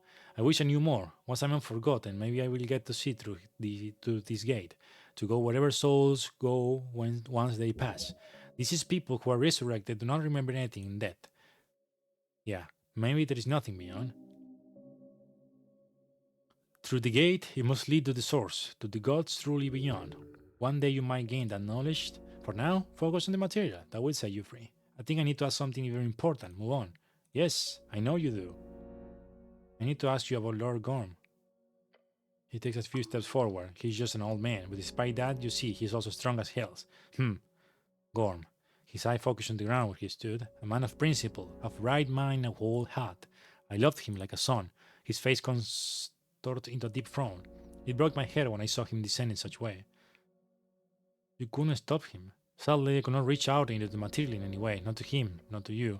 I cannot say where his mind was, but I know his heart was placed exactly where I had taught him. Selflessly. He would give himself to any cause. Unfortunately, he proved my teachings terribly wrong. His pain, or did not possess the ability to interact with Gorm in any way. He didn't know you were present. He did not. I could not stop this channel magic to my clerics and my paladin, no matter what. I cannot even destroy myself. For whatever reason, my soul here is muffled. I could not communicate with him or anyone else on the material plane. He's telling the truth. His truth. This guy has a legacy to uphold. Careful what you trust. He is your god. Of course you can trust him. He wanted to resurrect you. That was his intent, yes. It's important to remember one simple fact. Nothing he did was evil. Everything he did for an ideal of good, just like I thought him. He turns around and gestures toward the stairs, so you cannot see his tears. Look how it ended. His bones hitting the pavement so furiously. He's crying? Tears of regret. I thought I knew everything at one point, as if I had somehow unlocked the truth of life itself. It was so simple. Your God turns back to you, his eyes stings with red. Goodness alone will bring the world to evil. The words of an arcanist, I believe. He's quoting Prax, how conflicting. But Gorm spoke the truth. About what? He wipes a tear from his cheek. My legacy. Norvik is under siege. There is a conspiracy of free striders. The magistrates are bought. The Asgals are undermined. The Golden Horde seeks to occupy the clan lands with a decade or two. The Mender's Cabal funnel reaches to rebels in our lands. And my will, the plan I created to keep peace and to transition in the democratic government, was suppressed. It's all true, all of it. Your God gathers himself. This was an all calculated risk of my part. What do you mean? I knew this would happen, Ran. Or rather, I saw the odds in the string. It was high, he said with a clenched fist. Something like a 4 in a 5. The problem, the odds changed while I was dying. That does not happen very often. An esoteric event, most likely. Suddenly, I saw the new probable outcome. This web of conspiracy. The old man shackles his head and looks very, very tired. The magistrate hiding in my succession act as the initial spark. The rest is your history. What kind of esoteric event? I do not know. It might not matter. Perhaps it was a divine intervention, perhaps some remnant spirit of prophecy. Something changed the odds of my choice. Sadly, I'm not the one dealing with the consequences. Why didn't you push for democracy earlier? The odds were against me. Forcing democracy at any point had a very low success rate. Most outcomes would simply end up in oligarchia. Free striderism was growing in the east, and it would have sunk its claws in Norvik. The counterbalance to organized money is organized people. I was hoping to set you all on that path. The populace was not ready, despite my effort at decentralizing and pushing for pseudo-democratic guilds. The best chance was for democracy after my death, as my final will. Until it wasn't. Did they actually target the Lord Patriarch? Yes, a Thomian wizard. Non-divine. Was equipped with an arcanist spell scroll. A very expensive endeavor. Poor Akesam, he did not deserve such a fate. What else do you know? I could not see who or why. The magistrates keep whatever they plan under tight supervision. They all stuff leading their walls. Their homes are impenetrable for me or any other scryer. Gorn's perspective is, however, most likely correct. They target Akesam to maintain their hold on power, to avoid the transference demanded by my will. He had, just prior to the attack, been very adamant about enacting it properly. Will it have worked, Lord Gorm's spell? I do not know. I don't believe he knew either. How do you see the risks so clearly? I did not share the secret that secret often during my days. Lord Gorm was one of few I confided in with my struggle. A struggle? The one placed upon all us gods, he said while making air quotes. We can see outcomes in strings. Yes, not always, not clearly. Sometimes like a play in the mind, but sometimes we an assured vision. But always there are odds, a choice, a chance, a risk. When I work at my father's shop, I will work on a shoe and see exactly how. 9 times out of 10, I will ruin the leather. As I grew better, my skill improving, the odds will change. Soon, I will pick up a boot and see 2 in 5, then 1 in 4, then 1 in 10. Sometimes I will still fail, but seldom. Over time, that simply turns on into even greater visions along with greater power. Every god can do that? To my knowledge, yes. Besides the esoteric might and other powers, it's not divine providence, it's just probabilities. That's why you left your homeland. Yes. When I took my people to the sea, we had a 50-50 chance of survival. When I saw Ascani, those odds went up. Every step of the way, I made decisions aimed at increasing those odds. For you. Meek? I hear name. It is safe? Who is old man? Hello, Mick. Him included, yes. All men know Mick? The Falcon just scaff shifts nervously. Me? Amongst many. Us? Snell too, yes. And you, sir. Of course. Is that sarcasm? The Urfolk? Them. He knows towards Snell and others. I realize with such power I could protect and serve more and more people. Yet at a certain point, he takes a moment. Where does my tribe begin? Who do I define as the other? I had to choose. Why must there be another? My choice was the Urfolk and the exiled dwarves, an united creed bound by this great seed we built.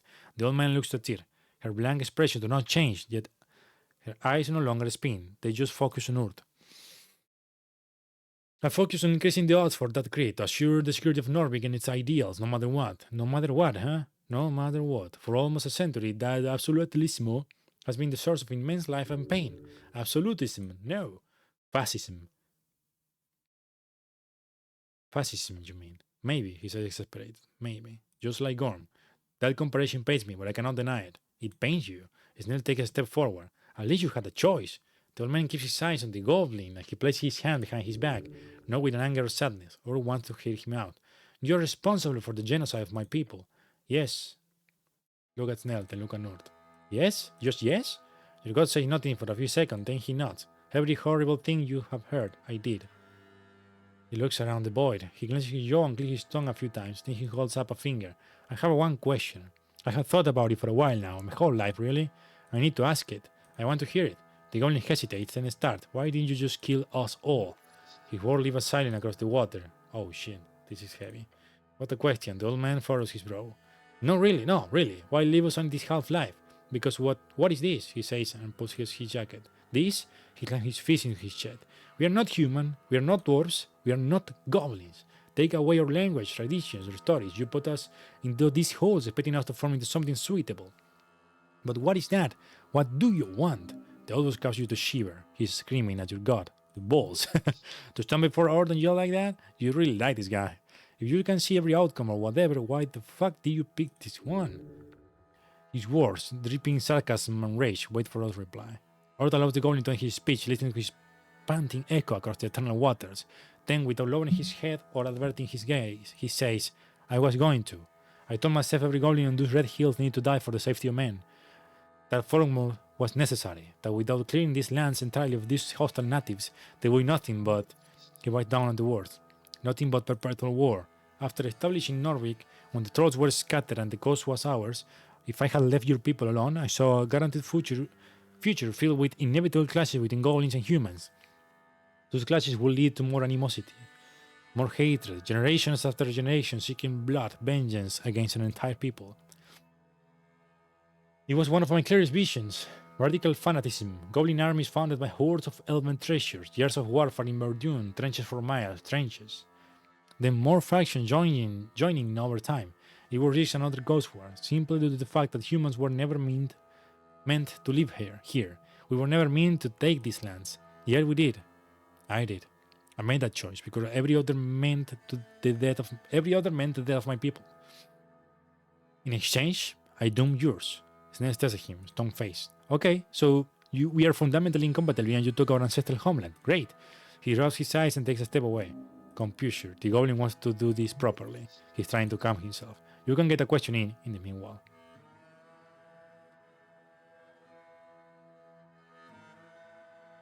I don't think you answered Snell's questions. No, he didn't. Snell turns back around, glaring at you god. Why am I alive? Why did you spare those 3 tribes, Ruth? Yes, he murmurs. The answer to that is simple. I gambled. Your god looks up at the stars. The Battle of Murgir, Western Virgin, on the 6th year of the campaign. The leader of the Krekton is brought before me in chains. He demands a duel to the death. His name is Kran. To restore his strength for a fair fight, I invite him to eat with me.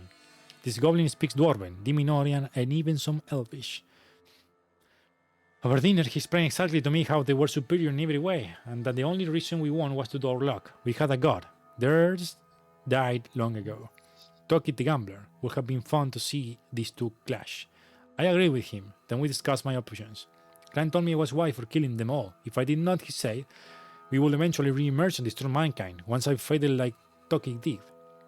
That each of his sons dreamt of spilling human blood. Snell's eyes narrow as Earth speaks. So I asked him, what of his daughters? Did they dream of war and slaughter, revenge? Grant told me. No. Then he laughed at me and wondered aloud what a boring and peaceful life that would be. I spent the night explaining my vision to him. He, in turn, told me stories about Toki the gambler. For hours we talked, exchanging ideas, and I proved well enough how I knew it all. As the sun rose, I saw in that conversation something magical. The odds had changed. Not by much, not so significantly that I changed my belief, but enough for me to make another choice, a gamble. I gambled in a path where humans and goblins could live together, in peace. Look at the snail. His eyes are on the ground. We signed a treaty the next day. The forced assimilation of the three tribes was carried out. Grant served me well for 2 years, overseeing the migration to Norvik. This was the only plan for action I could see with a success rate above 50-50. Success? Yes. A successful genocide, yeah? What is your definition of success here? The same as always. The least amount of death over time, as far as I could see. Well, not for my people alone, not this time. For both our people. He lets out a conflicted groan. Well, you shouldn't have come here in the first place, then. Perhaps so. His eyes speak of sorrow. If the Arcanists had not cursed our homeland, we would not have gone west in the first place.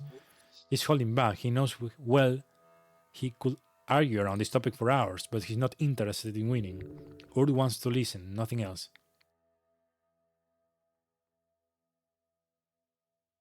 There were no other paths in your region? No, there were many. All of them ended in the near guaranteed destruction of my people. You ask me what you are, Snell? Let me tell you. He walks forward, toward your goblin companion. You are something entirely new. The goblin expression goes from anger to despontent as he stares at the Death God approach. You can never be goblin. You can never be human. You are in this mess because of me and my evil actions. The old man throws up his hands into the air, reaching for the stars. So hate me, curse me, then go be a leader for your people. He lowers his arms and gives him a determined frown. They need you, Snell, for the new era and beyond. Make something that hasn't been seen before, something new, something better. Apprehensive and confused, the goblin turns away. I don't exactly have a choice here. There is always a choice. Urd says while locking eyes with you. Some paths are just riskier than others. The goblin clicks his tongue. He glances at the god and mutters, something new. You hear the anger and fear in his voice. A divine calling. To have a god tell you to push for leadership, a holy message. Toki will likely tell you to take the gamble. If you ever meet him, be sure to ask. The old god laughs. The goblin looks on with a complicated expression on his face. Conflict dancing in the shadow of his mind. Rage and confusion. I will think about it. Urd? Oh, he's good. From folkmore to father figure in just a few words. Incredible. A difficult exchange.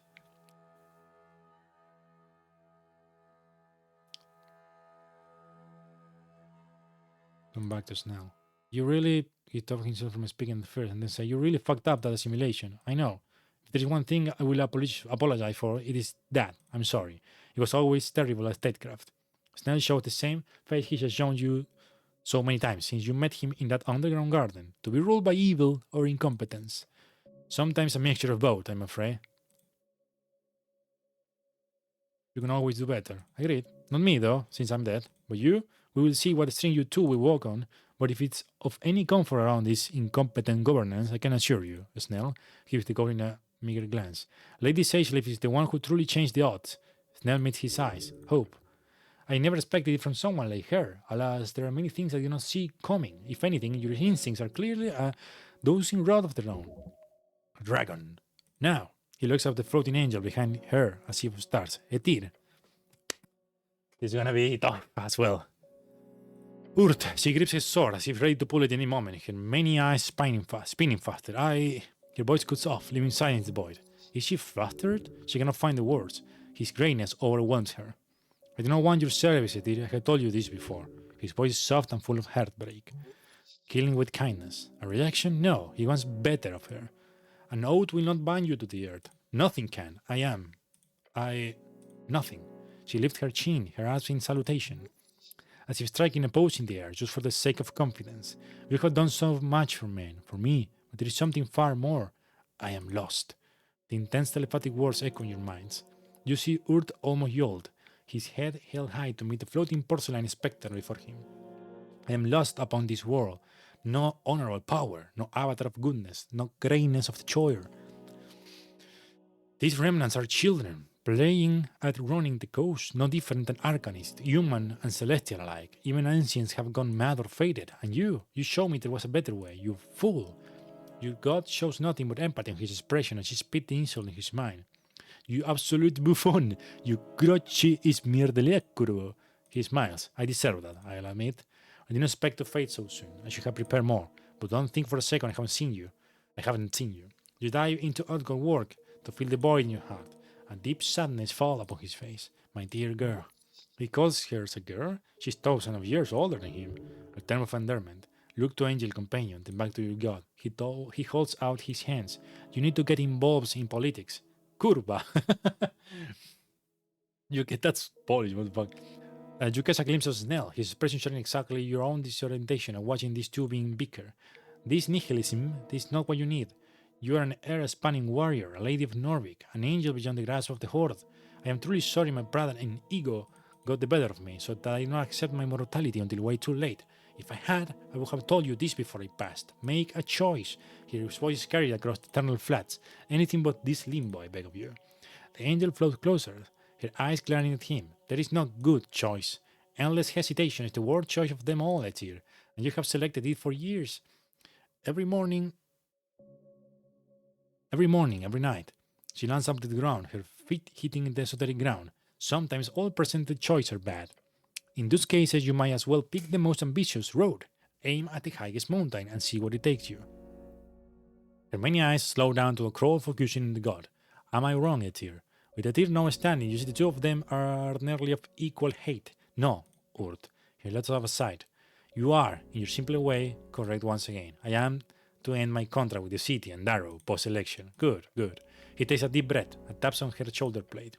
I know how stupid it is for a youngling like myself to say this, but I am proud of you, Etir, and I'm sorry for my weakness. No, Urt. She can place a hand on his shoulder as well. Your weakness is what made you special.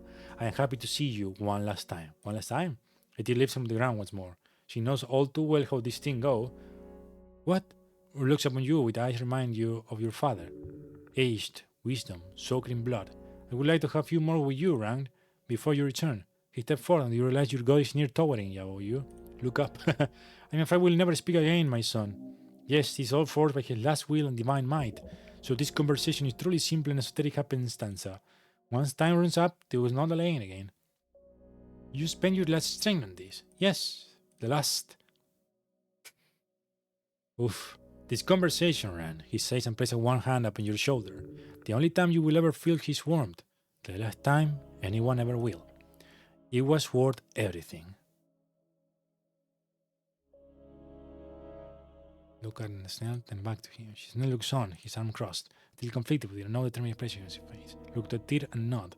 Thank you for allowing me to join you, cleric. Your voices echoes in your mind. You have done well. Oh my god, I need a mate. Jeez.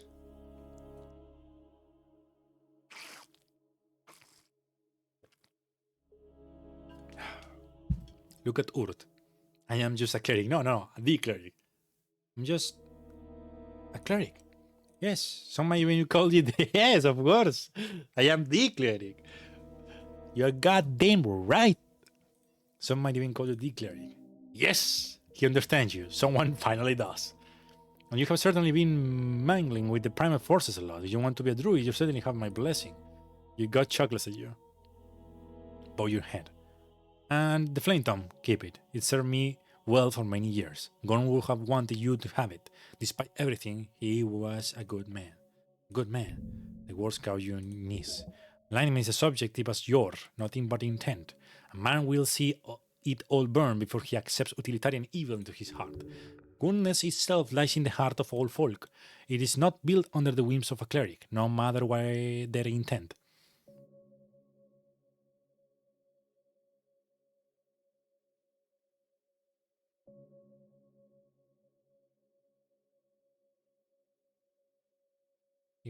Yeah, I know. You go straight off in the void. If only goodness was enough. He takes his hand off your shoulder and takes a breath. You can see it. He's doing the polite minor gesture that indicates the chat's coming to a close. He's about to send you home. Ask. This is your chance. One last time. What will you have me do? I wanted to ask him about the election, what he's voting for. What will you have me do, my lord?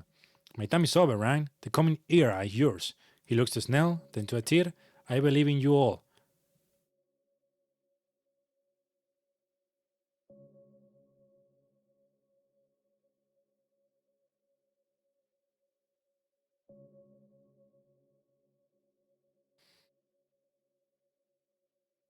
He sounds regretful. He sounds like a good man. I am your servant. Nodding along with your words, he murmurs, I hope I deserve your devotion. He scratches his beard. I will tell you one thing, though. Do you remember your prayer, Rang? The one you always repeated to me at the end of the hard days.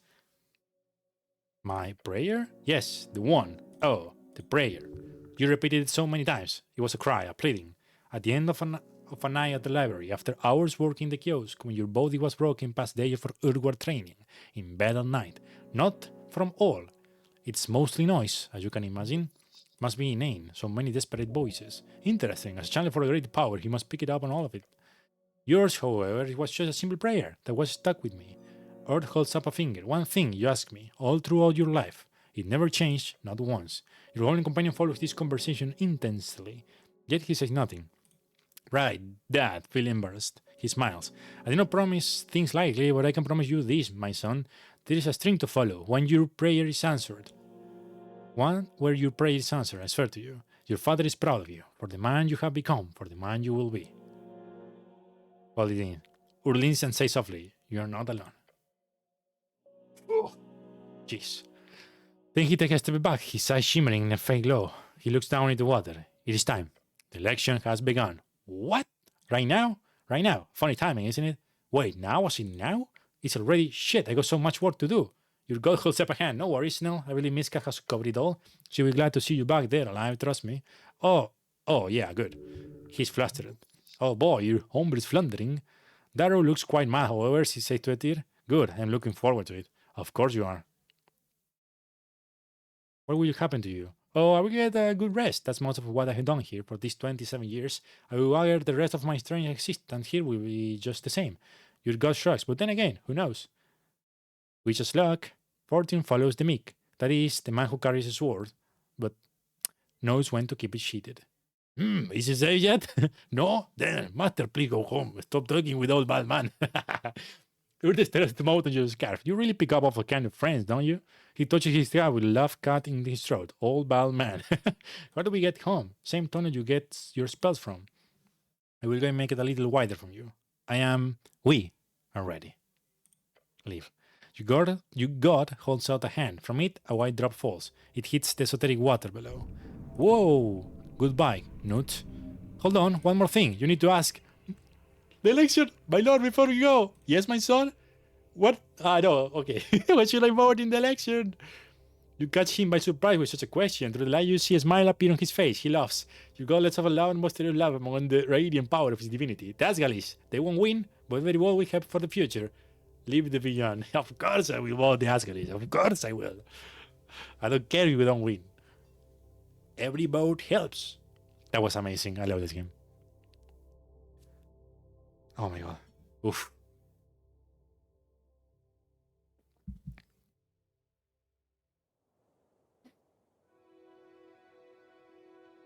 That was amazing.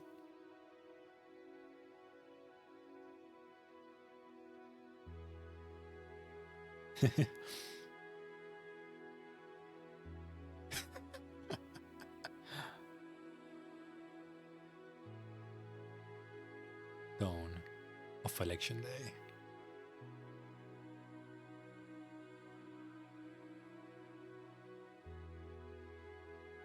Everyone is here.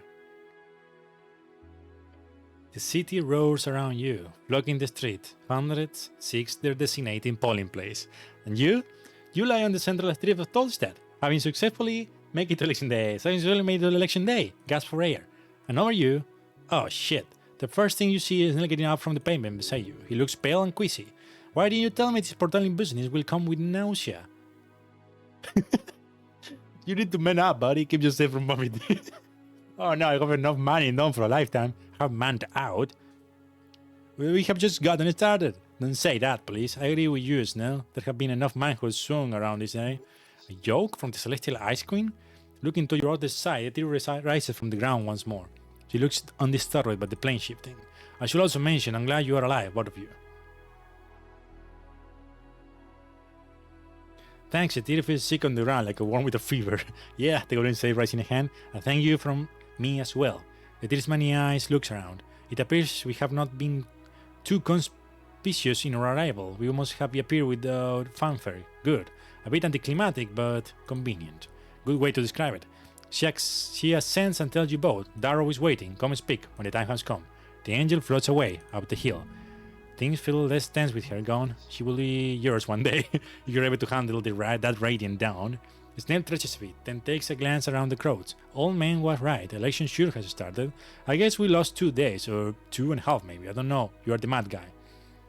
I'm not the mad guy. I'm the esoteric guy. Could have been worse. It could have drop-offs in Kargamesh. Esoteric guy. Yeah. Right. I keep forgetting him. Doesn't look like he's about to travel as well. I wonder what would happen if we stayed there for longer, like a month. Will we come back years later? Who knows? Snell doesn't matter anyhow. It's back and safe now, I hope. Nah, I will probably just get all walking and predictons and just back 5 minutes after we leave. Just to fuck off with us. You know it. The esoteric is what it is. The goalie takes it aside of election day. He breathes there. His shoulders drop. Everything is fine. Nothing is wrong anymore. You leave. Leave to see another life. A relieved smile on his face. Get up from the ground. Right. Game plan. Finish the quest. It's not that late in day, so there's no rush in voting. They won't close the polls until 9 o'clock. First of all, we need to report this to Lady Sailsleaf. Then, I assume you will need to have a chat with Darrow too. Oh my god, okay, we are in the ending, it seems. Who else should I talk to? That's up to you, cleric, and there is no stress. When you got the important stuff out of the way, you got all day. It's only 10:20 here. Is everyone here? Everyone? I mean, most of Toll's that. There's the little around the city. This is just one of them. Where's Lady Sailsleaf? In the garden, most likely, though if my ear don't deceive me, nearly playing something on the field. We should go look. You should report to her first of all, in my humble opinion. Don't want to keep her waiting. Okay, let's go. I love this. This is amazing. Ooh, that was crazy. Let's go. Asgard is forever. Let's go.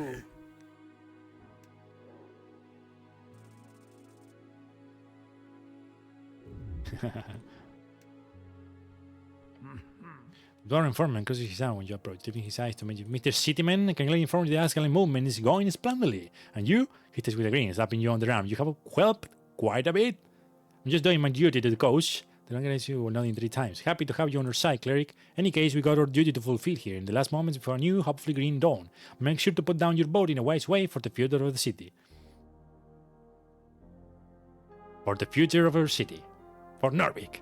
All the dwarves around chanting unison for Norvik. Let's fucking go.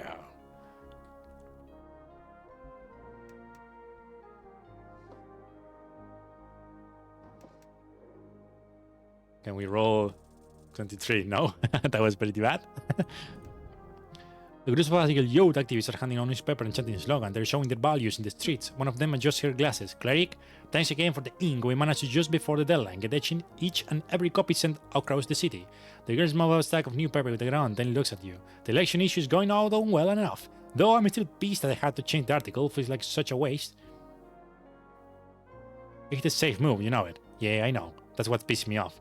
We want the splash to be noticed, otherwise just another minus sign. Nobody will bat an eye at this. Modisa, there is still good stuff here. Her halfling friend mutters from the side. Yeah, I'm just saying. Getting a reaction is good. That's exactly what the Yod Asgard are all about. Confrontation, evaluation, and intense debate. That's what Mirano always said. I mean, she still does, just for one, not for those, and not as Ouroboros. All of a sudden, she bows a bit on the spot, and her eyes glow dim. Modisa, her dwarven friend gaps her in time and gives her some support as she gets steady. Oh, god damn it, she swears and rubs her temples. Thanks, Serva. Have you been drinking, citizen? What? No. It was a long night. Serva explained. Modisa didn't stop working until, well, we went here. The halfling taps Modisa down with a roll-up copy of the chant. Not again, you will get yourself killed if you work this much. Yeah, get back to war, you two. The human grunts and clicks her tongue. You, she said, you better read a copy, then go spread the word. Asgalism is the future, and we are the future of Asgalism. You got a license to hand this out here? She laughs. Laugh along with her. I won't give you too many compliments, cleric, but you are funny. Of course I am. Of course I am. Leave them to their work. And give me that shit.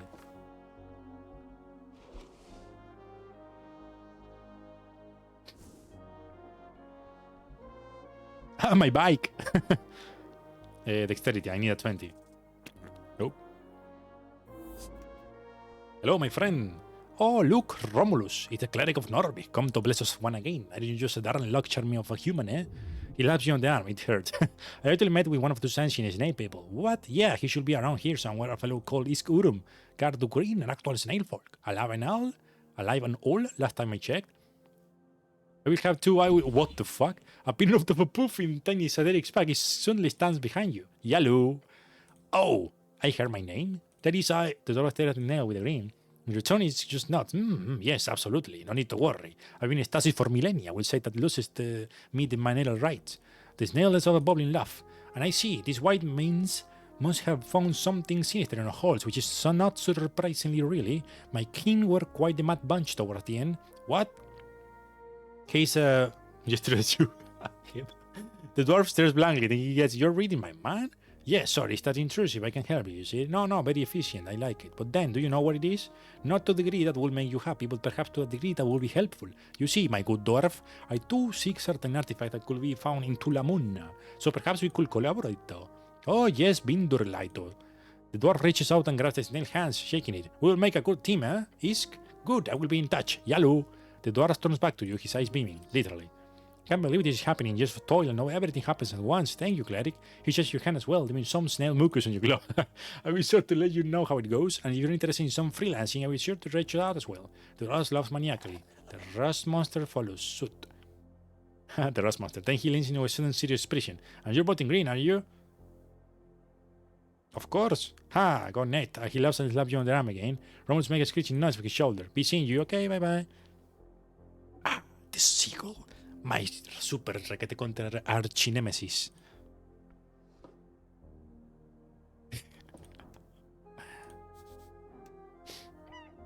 The seagull stares at you. It does not move when you approach, though it does not observe you. Hello, seagull. The bird squeezes at you. Before you can even cast speak with animals, it begins to take off, making some hovering noises as it does. Could have been worse, could have picked your eyes out. True. My bike. Who are these guys? Bikes are cool, you should ride your bike more. A bikeline, one bike stands out to you. You see your bike now along the bridge. You could head into the sunset with this one. A manlier bike will be in red, but it will suffice. It's been watching you how you stare at the bicycle. True love, right here. It's wonderful to see. I imagine this is how the cowboys of Old Diminor felt when they reunited with their horses. We'll never know for sure, so yeah, why not? Off into the sunset on your yellow bike. Dramatically appropriate. Cowboy tales are not real. Now finish up here so you can do something important instead. Why sit alone? What happened to all the other bikes? Death probably would think they didn't touch yours. I will come fight for you. Pat the bike and leave. I love this. What else? I never went inside here. Oh, the other thing. Oh, what's happening here? Miss Nerli. Okay. One. Nice. I need to talk to this guy. I already talked to him before. You walk up to the crab, a blue crab, but bet he's a nationalist. Why? Blue is the color of Norwich, so we all share the city, not for long. But isn't nationalism all red? Norwich in the Arcane era was red, a time of bloodshed and violent growth. This era, this is blue. And the crab made you think of that? Yes. Yes. Hehehe. Gotcha finger. No. All crabs is annoying? Hehehe. Just me. I am a stinker. Yeah, no, I'm not doing this. It thanks the gods. There was a creature to commune with. As you do, the crab clicks his claw in front of you before jumping off the side of the growth. This is how this crab in particular is a rough example among his creed. You're very tired. Oh no, I forgot to tell it what I was voting in the election. Don't worry, cleric. I'm sure it already knows. He probably doesn't care. Jeez.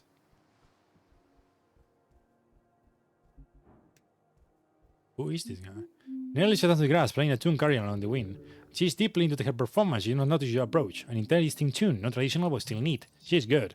The goblin bard keeps playing to the HWT goblins. Look at the audience. They are all spellbound by the melody. A small goblin of the hallway brush strip. Let her play, cleric. And if you want to sit down and listen, I think we got the time. Yeah. Who is this one? Oh, okay. 30.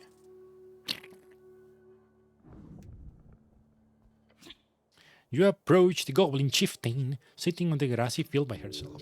You notice several eyes fall upon you from the bodyguards stationed across the area. They ready to attack you at glance. Huh.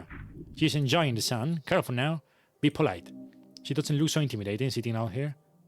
So, I'm back. Yes, I can see that. She squinted at you before closing her eyes again. Snell? Yes, my lady? Report. How did it go? The necklace of fire was used accidentally in the tea shop. It was meant to go off underneath the temple. On election day, right about now, in fact. She leans forward in her seat and glares at her servant. Lord Gom in the Beyond wished to use this death to bring back his god from the dead. She stares at him. You know, Urt. I got that part. Yeah, so Lord Gom was dealt with, and he's confirmed dead. It had to be done. She glances at you, then back to Snell. I see. So the trick was neutralized. There should be no ongoing repercussions. The dragon clicks her tongue. I want more details later, but good. Well done. She turns to you with a slight smile. You as well, correct? The service you have performed here is more than I ever expected. A black-handed compliment. Love it. You are honorable. Right. That should be it. Then there was that chat with Urt. Right. Lady Cecil then looks away twice before raising her eyebrows to the sky. A classic double take. Excuse me? Did you say Urt? You handled that one. Yes, Urt lives in the space between. He's dead, but his spirit acts as a channel for magic. He's just there? Yeah, rather he used his last strength to reach out this time. We had a nice conversation, a good talk. She points a finger towards Snell. I want a full report on this later. Of course, Lady Cecily. Then the goblin chieftain grumbles to herself. Esoteric bullshit. Cool, esoteric bullshit. Whatever, she groans. It's good to have you back. I'm at least very glad you did not get stuck out there in the void. And you, Snell, I'm very, very happy you made out alive. You are my best runner after all. My lady, he bows. Nerd. He loves her. For bow your head and leave. Nice. Oh, look who is here. Well, look what the Snell dragged back. It's a human man thing. In one piece too, very impressive, I know. Mungo lifts his mace up on his shoulder. Watch yourself.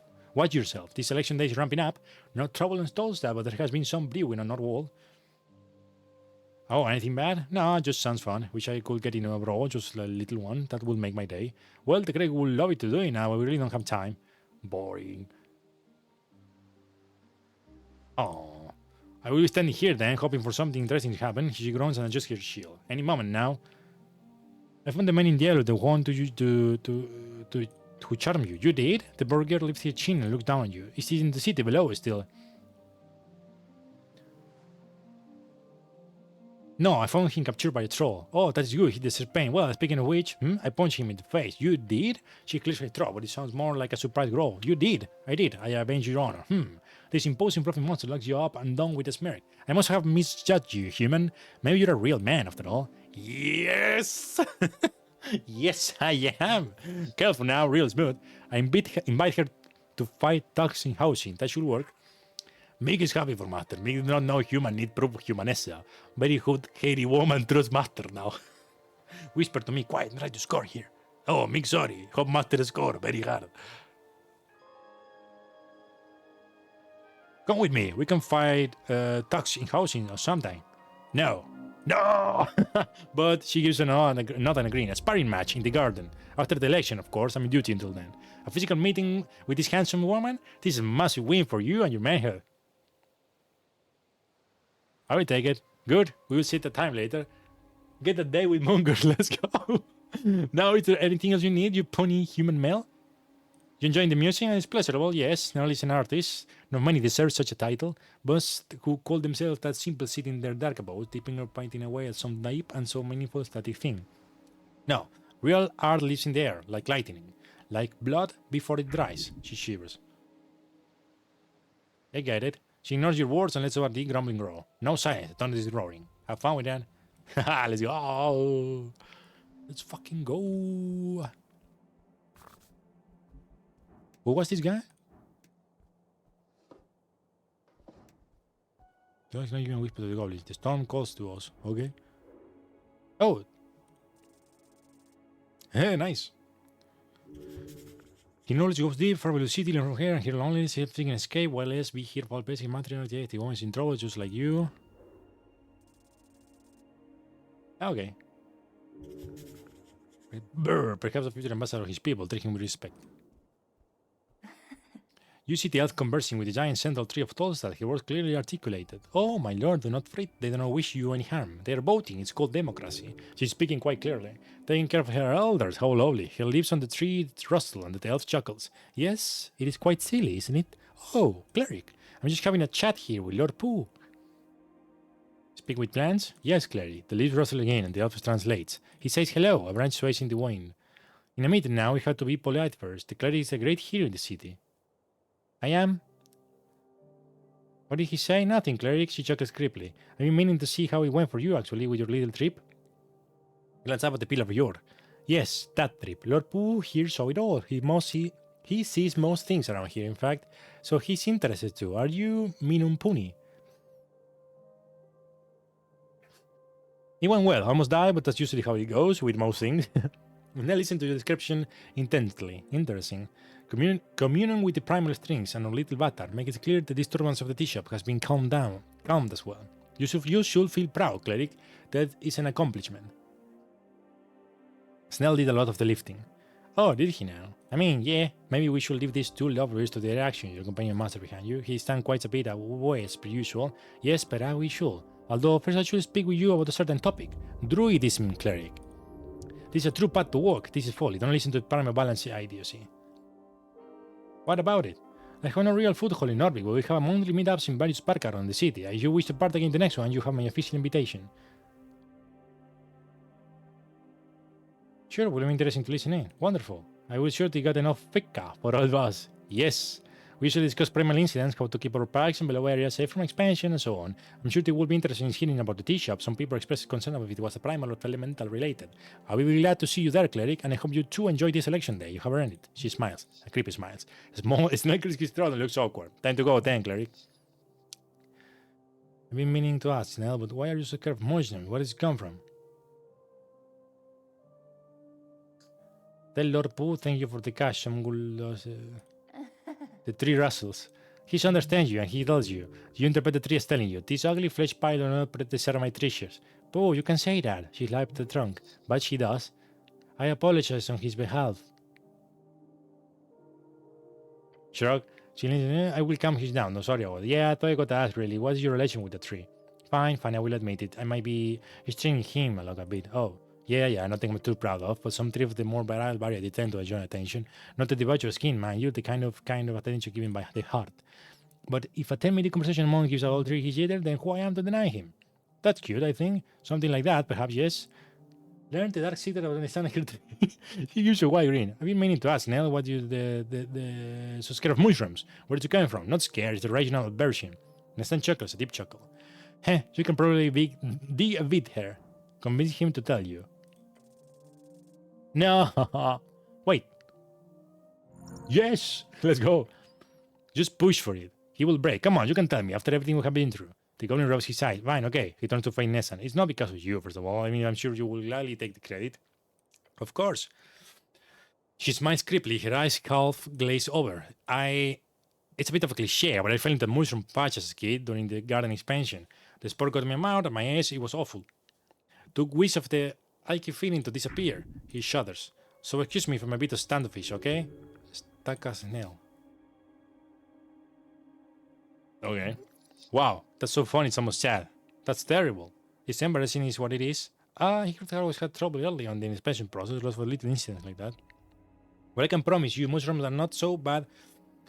They seem, if handled properly and not used to trap little goblin children, they're quite lovely fungi. Sure, I get that, but I'm still going to stand back, if that's okay.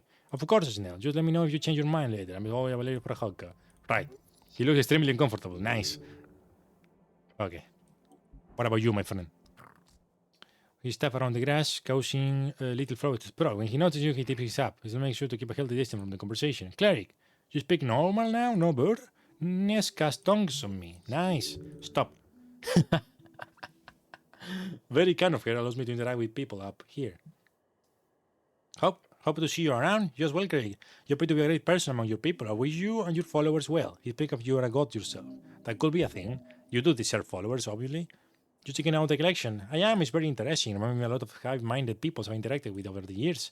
For the people to sway the course of the colony, it seems like wisdom, though it could backfire, depending on the general level of intelligence and individual wisdom of the people. The most Romans speak true. People are way too stupid to handle democracy. You must believe in people. Yeah, true. Hey, take we got to deserve. Liberty for all. I believe in us as a collective. Belief is good, I think. He nods. It's intended to talk about this. Lots of people here seem to know about democracy. Thank you for sharing. Nod and leave. Yeah, okay. I have a... What about my... Yeah. The ant. Yo! I will stick around for a bit longer if that's alright. It's things looking way cool. So many people thinking about so much stuff. I wonder what I should vote for. You think about, buddy? Yeah, you think about that, buddy? So many people to talk with. Oh, Bondabolo. The militias might have his behavior. So his man entirely said, perhaps a bit more, you understand how to place mix. Okay. What is that? Free drink sponsored by the Scanny Ritz Trading Co.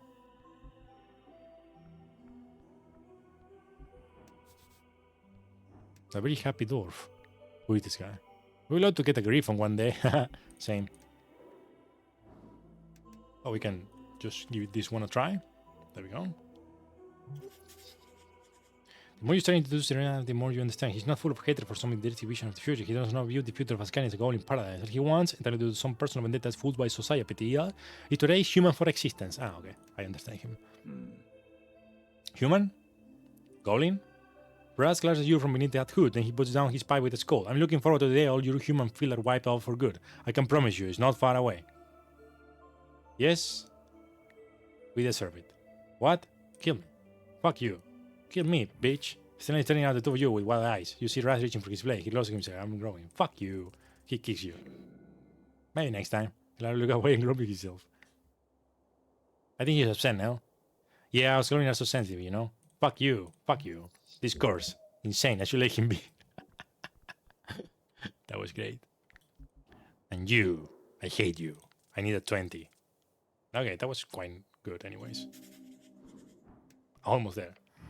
Soldier? The Black Knight greets you with sword. His voice emanating ominously and quite esoteric from his armor. He does not say anything. You cannot get him to speak, but you know all too well. There is something here you're missing. You met with Gorm, a paladin just like. You learned about manhood. Yeah. Wait, what? By the gods, look at his armor. What? His axe. What? The way he speaks, he's a paladin. One wrought in rage and darkness, resurrected by Biscan. Yes, a shade of an old icon. And you know which? Oh god, it's... Yes, Borgodaro. Yeah, I know. The one and only. His corpse must have been stolen by the full pale man. You know that. I know that. You're Borgodaro. No response. You're Borgodaro, the great hero of Norvik. He says nothing for a while. He has not heard the name in a very long time. Darkness, soldier. Decades of service, all to darkness. He shifts his arms and a nether creek reaching your ears. The ghost aligns himself to the tune of the weak fool, sticks bundling to kindling, waiting for a spark. I serve Biskin, I serve Urd. A man needs to serve. Tomorrow I might serve another, or I return to the darkness. He leans in, his voice going rough and low. I am a shade, soldier. I exist to serve and vanquish.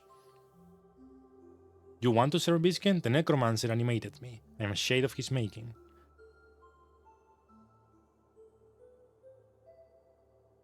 You like your great-granddaughter, though. She's an evil warlock assassin. A what? Yeah, she tried to kill me multiple times with dark magic and everything. Multiple times? She failed at killing you? They really are related, aren't they? Like father, like descendant. Yeah. What an embarrassment. His entire lineage is all judgment and no nurture. What do you think of your descendants? Magister Darrow is your what?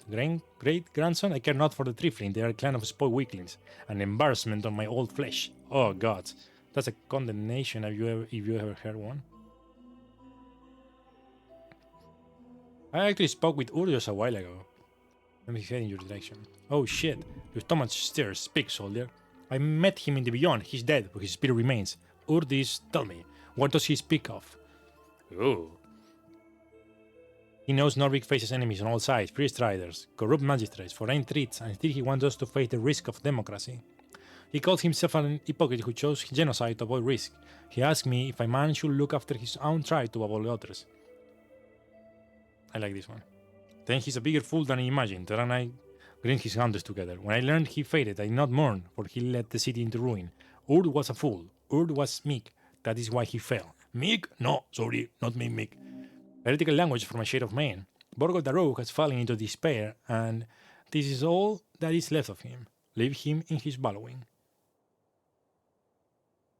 He's watching us, Lord Darrow, always. He's silent for a bit, ominous.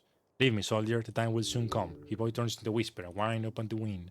The reckoning at last. Listen, death is on his mind, blood and death. He speaks like a slogan machine. Walk away. Okay.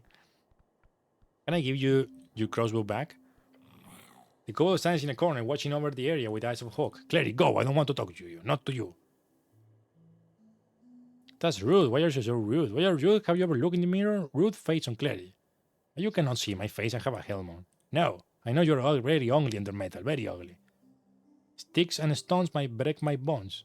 That is true, but it has nothing to do with the conversation, stupid Cleric. The kobold grows at you. Cute. Do you want your crossbow back? The kobold squints at you. Cleric's playing game. I do not trust you. No, really. You can have it back. I'm done with my adventure for now.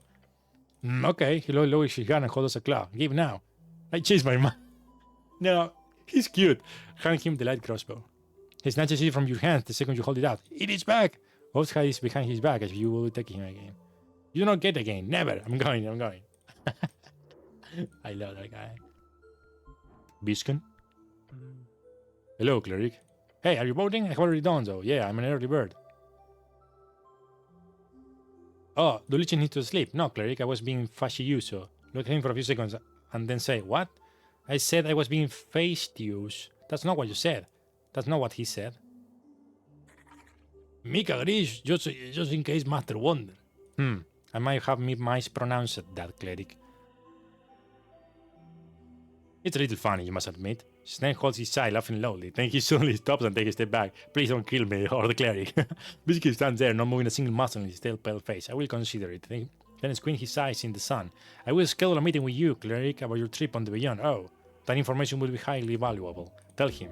The knowledge and perspective he can provide will be worth it. How did you... The Esoteric event you caused was quite obvious. I'm quite impressed you managed to use the Sphinx key. Not something I expect to work out. Interesting, nonetheless. I met Urd. Huh. He observes you. Repeat that. Urd, in the Beyond. I met my god. He stares you blankly. He then looks at Snell. The goblin shrugs. Comes by the Lich House tomorrow. I must now know. I must also thank you for completing this quest of yours. How do you know I completed the quest? You escaped from the Beyond alive, Cleric. That implies one simple thing. You dealt with whoever was on the other side. He slowly raised his hand before him, forming it into a thumbs up. Yes! Well done, Cleric. You have been an exemplary government employee. I will see you soon. Yeah, see you. Let's go. The approval of this guy? That's insane. Great. You approach the crocodile mane with the rats. In a dim growing woman's right for his smosh. The sun causes you to shiver. You know he's hungry. Great does not often visit city during day. Not so many good targets. A few. He says and not. A few. Great hungers. You're not going to attack anyone, are you? Great considers it. The monster shrugs. For now, the hunt is sadly ceased. The election is not Gray's time to shine.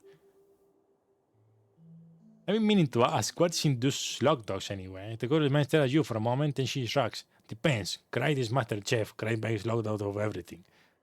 Exciting. Very exciting and fun. So you're just hanging about? Biskin asks, in case of trouble. He asks Craig to just hang about. Craig hopes there is trouble. He mouthed rules. Good day, Craig. Yeah, the rats. You approach the 5 happy rats in a circle. Joyful squeezing fills your ears. How cute. It's almost like they're holding a little debate. The spell activates and your ears are suddenly filled with the most horrific sludge, political bickering. Are you a fool? Squeaked the red hat, his tiny whisker quivering with righteous fury. The blessed teaching of Ur demand human supremacy. This street belongs to the children of Norwich, not some mongrel coalition of a good little rat. Oh, spare us the dead god propaganda, interrupted the yellow rat, rubbing her paws together. What this city needs is economic freedom. Join the free city trade network and watch prosperity flow like grain through broken silo. Democracy, commerce, liberty. Liberty, the green rat practically foams at his whisker. Liberty to exploit the working rodent. You free trade is simple slavery with extra steps. The Workers' Party demands fair wages for every creature rodent, even the oppressed seaward newts. Why does the green one speak like a Burgundy Highlander? Radical, but well thought. The white rat brings his tiny paw desperately. Please, please, can't we all just get along? I mean, we're all rats here. Surely there is common ground. Don't be a pussy, the red cat hisses back. The black cat then lets out a voice like... Rat, not cat. Granny Milston. Let us find no more common ground in the ashes of your pathetic ideologies. When the great burning comes, all your politics will matter not. The agricultural collective understood this as they feasted upon the grain before they sold their soul to the Green Fools worker paradise. Holy shit. The agricultural party were crypto-fascists, snaps the green rat. We have sought their few decent policies and discarded the reactionary crypto-fascist. Red rat's eyes bulge. We are the one perceived traditional value. Will you preach the dissolution of species hierarchy or its divine plan? No, Jacob. I was talking about the agricultural collective. Oh, the red rat says. I just assume. Hey, you guys are into this political stuff, aren't you? The black cat stands up on his hind. Rat, not cat, holds up a paw in your direction. Looking closely, you notice him give you the finger. I want to suggest a bit of a break. The white rat practically weeps. Maybe we all just took a moment and thought about how our words can hurt other people. Maybe we can learn to love one another and be truly happy. They all look at one another for a bit. A silence sweeps the divide circle. The white rat continues. A compromise? Compromise is weakness, red rat shrieks. Compromise is exploitation, green rat shrieks even louder.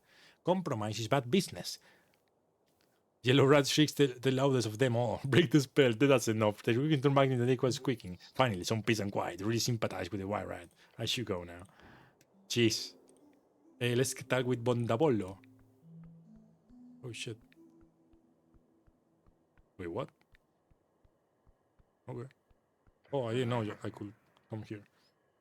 You spot a familiar school perched on the scrumbly edge of the ancient tower, overlooking the river. It's completely still, like an ornament of a particular Murcian garden decorator. Bondabol? Cleric! The skull points to face you, hands twinkling. Come, sit with me. He gestures with nothing. He seems to think he gestures. Sit next to the skull. Sometimes a man needs to stretch his legs. Get some fresh air in his lungs. He has neither legs nor lungs. This spot is great, isn't it? The river, the sky. It's nice, yeah. But I've been thinking, Cleric, the skull rat is likely. I need a new doom. I quite like your secret chamber, very necromantic. My current alcove is fine, but fine is not spectacular. A necrolord deserves better. What do you have in mind? The North Wall. Have you seen the view from up there? Magnificent. I could set up a whole laboratory, balcony overlooking the city, maybe a reading nook by the window. The altitude alone will be worth it. The feng shui alone will lead to much more attuned leyland access. How did you get out of the crypt? What do you mean? I simply walked. In all honesty, if the average Norwegian saw a school floating around by casually, then they would most likely not assume it was an evil undead. They would assume it was a joking illusion or country by some neighboring kid. I live on the North Wall. It's nice. You do? Good. Then you become a neighbor soon. I would love to have you as a neighbor. Aha, I'm sure I will make you regret saying that. Are you really a late? You seem more like a talking school who reads too many magazine tales. I would retort with something clear, but I'm enjoying this sound far too much to let your name comment. Good luck with that then. Look, luck is for mortals who don't plan ahead. The skull turns back towards the river. We can think I'm being ridiculous, of course. But what does he know about interior design? Not much, his letter is pretty drab. Exactly. Anyway, good talk, Cleric, always a pleasure. The undead gentleman's polite asks him to leave his company. Get up. If you need me, I will be here. You will not. Everything you have learned from this mad demilich has already been extracted. Is it really okay for an undead creature like this just to hang around in the sun? A zombie or a ghoul might be affected in a serious way, but a demilich is not vampire. They have no hyper sensitivity to sun and no regular light. Clearly, all Bondabol here doesn't even have a regular sensitivity. See you around. Okay? That was awesome. What time is it? 12:51. What else do we have? The kitten. Yeah, we cannot talk to him. You see Rick standing outside the tavern, the stone table before covering in paper. Oh, why? If it isn't the cleric. Hello, Rix. She stretches out it with a sigh. My goodness, such a lovely day, and here I am, busy as I can be. You need help with anything, or maybe you want to share how your little guys what about, huh?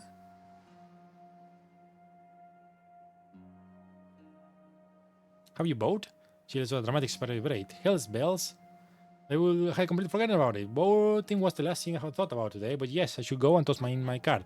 The hag, however, raises her hand and says, I bought a one. Don't when they open. For the agriculturalist colors, of course. I like the manifesto. Hey, they're a bit too small business minded for my preference, but not too bad. Got any plans for that election? Rix Vita.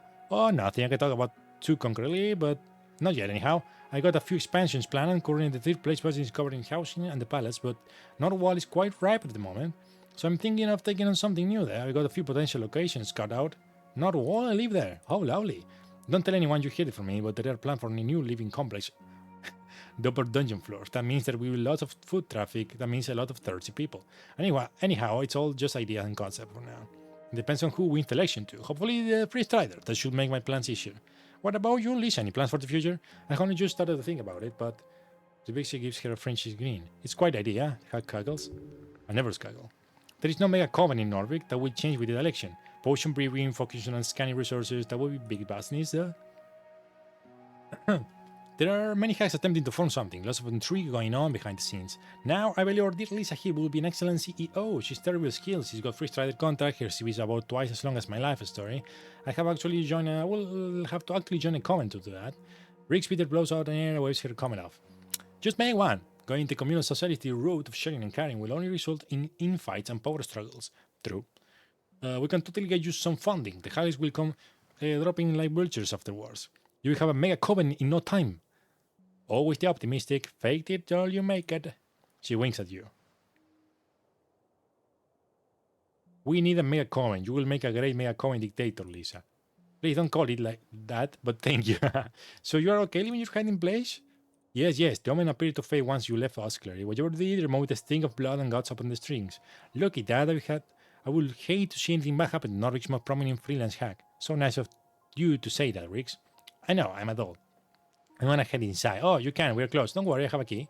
The friend thinks for a second, then snaps her fingers. Right, all says. You don't go losing that key. Also is allowed to hand them out according to our contract, but I'm the one who has to pay to replace the locks. So don't go die in some cave somewhere. It will cost me a fortune. What if I die by a total body disintegration? That's more okay, as long as the key went on you, but she sighs. Just forget I said anything. See you around. Okay. Oh, wait. No, yeah, let's... Then we can talk to this guy. We haven't talked too much with that guy. I don't have any like strong feelings. Hello. Big party outside? Lot of people, yeah. She takes a swig of wine. I have a good feeling about this one. This ongoing change. It feels different. Might just be my superstition, or perhaps all these people share my lair with these days. But I like this era. It's interesting. The Sphinx pulls down her burrow. Or maybe it's a wine talking, she says with a mysterious smile. I agree, it's a good feeling era. You have only lived for 30-something years, human. Wait until you have lived through 3 eras, then you can comment. It's 27, actually. Oh, interesting. She sips on the wine. As old as the era, huh? How prophetic. Yes, I have destiny on my side. If it helps. Anyway, how did your little planeswalk work? Went great. Good to hear. I figured that Esmeralda would work wonders. Been a while since I handed out a key like that. Anyhow, how did it go? I met Urt. You did? How is the old badger? He's good. Dead, but good. Good here, sad, but good. I'm just happy you survived. Going out beyond exactly the safest hobby. Now true. She finished her barrel of wine and let's go outside. What a lovely day. I think I'll have another. I'm in very good mood today. She's so drunk, she's doing the opposite of picking in riddles. Did Isk Urm come by to see you? The snail? Oh yeah. Haven't seen one of those in eras, literally. He came by here. He did. We had a lovely little chat. So you didn't know him from back in the days? Oh goodness, no. Do you realize how many of them there were? She laughs. I sounded like he wishes very much to revisit me in the future. I'm looking forward to it. You haven't changed your mind about that, you know. No, Cleric, she gives you a wide smile. I have not. Good try.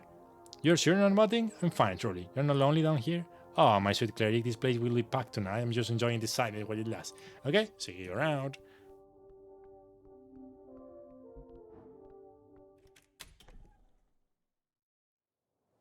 Okay. It's almost time to vote. That's so exciting. Okay, let's talk to this guy. The Merman landlord is fishing in the river as per usual. He acknowledged you present with a grunt. You still working on that fish? He grunts again. You sure you don't want to hear more about the esoteric pocket that popped out in the middle of the night just in case it comes back? No, Cleric. I wish to keep in mind of esoteric things and events, if you please. Alright, be boring then. A man of business, no chatter. Grunt the lip. Okay, that was something. That was interesting. Oh, elections. This guy. And this guy. And this guy. Okay, let's talk to her. And the gargoyle. Ah, takiribimbo barabomba. Butza barabomba. And baby barabim barabom. Primordial. She's greeting you and talking about being occupied. She's speaking in tongues. Oops. You're not having a stroke, don't worry. I don't think you understand me right now, do you? She tapped her heads together with a sigh. Speak slowly. I said, do you understand me? She waves her hand. Yes, yes, now? Yeah. Great. Sorry, time might have run out. Great to see you again. My biggest spender for customer. Oh yeah, I bought so many things. Thank you to you, my supply is entirely dry now. The last word went to some Malaysian enjoyers here. How much did you spend? Think about you, what you bought. You are honestly not sure. She bowed her head to the ground. Thank you very much for your patronage, my dear warrior. Do you know what a deck of money thing is? Of course, a classic. Love of those mythical tales floating around from around the fade air, I think. They're lost to time now, but I hear rumors for one to hear in some private collection. I used one just a while ago. Really? And you lived? Of course I did. I'm the cleric. I find that highly impressive, warrior. I will be sure to find you later to force you to indulge this tale of yours. That I promise. Enjoy your time in Norvik. Yay! Who is this guy? What the fuck? Who is this? Oh yeah, I remember this guy. Whoa, whoa, whoa! The dancing dressed fresh strider takes a pose as you approach him. He takes a deep whiff of the air and exclaims, "By golly, what a beautiful day for an election!" It sure is. He gives you a thumb up with a goofy grin on his face. He then glances at you nervously. Just don't punch him again, you hear? Huh, it was payback. It's been paid. We are cool. Right, cool. He leaves his shit. I've been present at over a dozen first elections across the coast in my lifetime. I've seen the population embrace the free trade ideal. Free trade, democracy, prosperity, liberty for all. We are celebrating it pretty good, huh? Oh yeah. Free tradeism is built on such a core concept of freedom that it overcomes cultural barriers with ease, you see? But here in Norvik, it's even grander than usual. It's like a power cat, just waiting to pop off into the wonderful cacophony of prosperity. What the fuck is cacophony? Maybe a powder keg is a poor choice of simile or whatever, but still. Yes, it is. He looks up toward the pillar and sights. Oh yeah, anyway, did you ever catch that smoking invisible woman I mentioned? Oh, Lord Gom? Yeah, I found him in the Beyond. Wait, isn't that... Yeah, Lord Gom, the Paladin of Norvik. He was the one behind the explosion. Isn't he less in the wall and gives you a jaded look? Well, not really. He was trying to blow up the election, actually, with an extra fireball he got from the Elim, but he went off prematurely in the tea shop that day. Oh, he was doing it to resurrect Ord. Which maybe could have worked, but anyway, I also met Ord, who was sort of dead. In the Beyond, and we had a chat. It was really informative and quite a spiritual experience, if I'm being honest. I still haven't really processed the whole thing yet. The freestyler stared at you with a slack jaw. Oh, there was also a cop against the city by the freestyler. You should look into that, thinking about the corruption. Excuse me, but Urt and Lord Gon proved it to me that some magistrates of Norvik are actively selling out the city to the freestyler. This includes casting field mine to Lord Patrick some years ago and keeping it under wraps. Through maybe you're already aware of all this, being a trade prince and all. Mary looks at you, then over to the pillar again. Look, the freestyles have a lot of deals, some of them quite shady, but actively fight against corruption of this kind. It will complete hell if this got out in the public. I will absolutely look onto this. If there is full play going on, I will be sure to handle it behind the scenes. Sounds good? Glad I told you. No, thank you, really. Thank you very much for bringing it to my attention. He started writing down notes of himself. You're not going to write about this in your books, aren't you? I don't think anyone will believe me, but it might be good for fiction, though. That's for the best. He nods. We're really glad you survived the Beyond Unleashed. Wouldn't be too happy to know you're saying the Santa Collector is dead. He lets on an hour laugh even more awkwardly. He gives you a wide smile. I was sticking around for a few more days, so we should speak more when it is time. But first, you should play your boat. Good fellow. Alright, I need to do that. Yes, you do. For liberty, he exclaims, and then lets out the belly when he laughs. But seriously, we should talk more later. I will find you. He winks. Cool, I will talk to you later. Okay, so these three guys... Who is this guy? What the fuck? Eric, isn't a lovely day for an election? You sound happy. How could I not? Years of effort, all for this. The revolutionized the liberty for all folks around the coast. And if recent polls are to be believed, it appears to have succeeded in that goal for Norvik. Let's wait until we see the results. A wise statement. From what I hear, Free Tarade will most likely form a coalition with the nationalists, bonded through compromise and prosperity for all. It's beautiful to see. A coalition without the Asgalist, of course. Not that it wasn't at the table, not that the dwarves are difficult to work with and despise orderly compromise. Who would have guessed? It will be interesting to see. It sure will. She took a deep breath. Do you know who the current ambassador of the Golden Horde is? Should I? No. I happened to be speaking with him the other day. We have a working relationship with the GH, as you probably understand. Your name came up during the meeting. If they contact you in the future, just be careful. We're on good terms and we like to keep it done in that way, as would our owners. Why did my name come up? Let's just say they're looking for clerks that might be interested in non-city jobs. But remember, so do we. The revolutionary freestyle will be happy to be in contact with you in the future, cleric, in case it's interesting. I'm just a cleric. Oh, you're much more than that, I assure you. She grins, her toes gleaming in the sunlight. How lovely elation. Love, not and live. Nice. Okay, so these two guys, and I think we are ready to vote. You find the blonde kid standing with another much smaller blonde kid. Hey, look, it's a cleric. Huh. Who are you? Wait, what? I already talked to you a long time ago. I'm the cleric kid. Oh, okay. He's a customer, bro. Oh, well, that's cool. You're cleric at the kiosk. The blonde kid does a half-hearted salute to you. I'm a proud defender of the city, just so you know. Good. A young boy like yourself should be throwing his entire body and being the migrant for training. He stares at you. Okay. Aaron looks at you. Then his brother. I'm going to leave now. What the fuck? Oh, Darrow. Oh, shit. Oh, no. Darrow and his daughter. Fuck. Fuck. That was a pretty bad roll. Yeah. Can we steal something there? Oh, yeah. You see Coin Lord Darrow speaking to a brown-haired girl in a dress, his daughter. It is just an application. You know well enough how proud your mother will be you were accepted for this. I'm not going. And it's not just an application that, for fuck's sake, you pretty much owe them. He scoffs. And when exactly did I buy this university? The girl holds out a letter, shaking it in his face. Our name is in the damn pamphlet. Look, he says, actually calmly.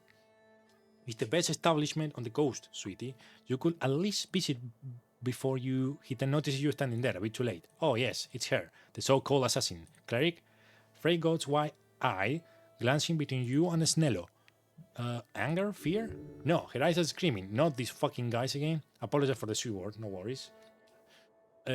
Sweetheart, we will continue speaking about this over dinner. Oh yes, she mutters. A message appears in your mind. Shut your fucking mouth and don't say anything to that. After sending the message, she mutters an awkward, of course, that before sending you one more message. Please. Ah.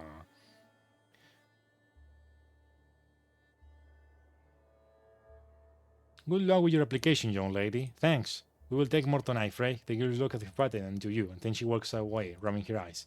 The coin lord cuts in. Cleric? He immediately wipes that expression of his face and gives you a friendly smile. I'm very happy to see you alive for one. Last I heard you perform some type of ritual in front of the pillar. You must have found proof of your rogue spellcaster hiding in the beyond, I assume.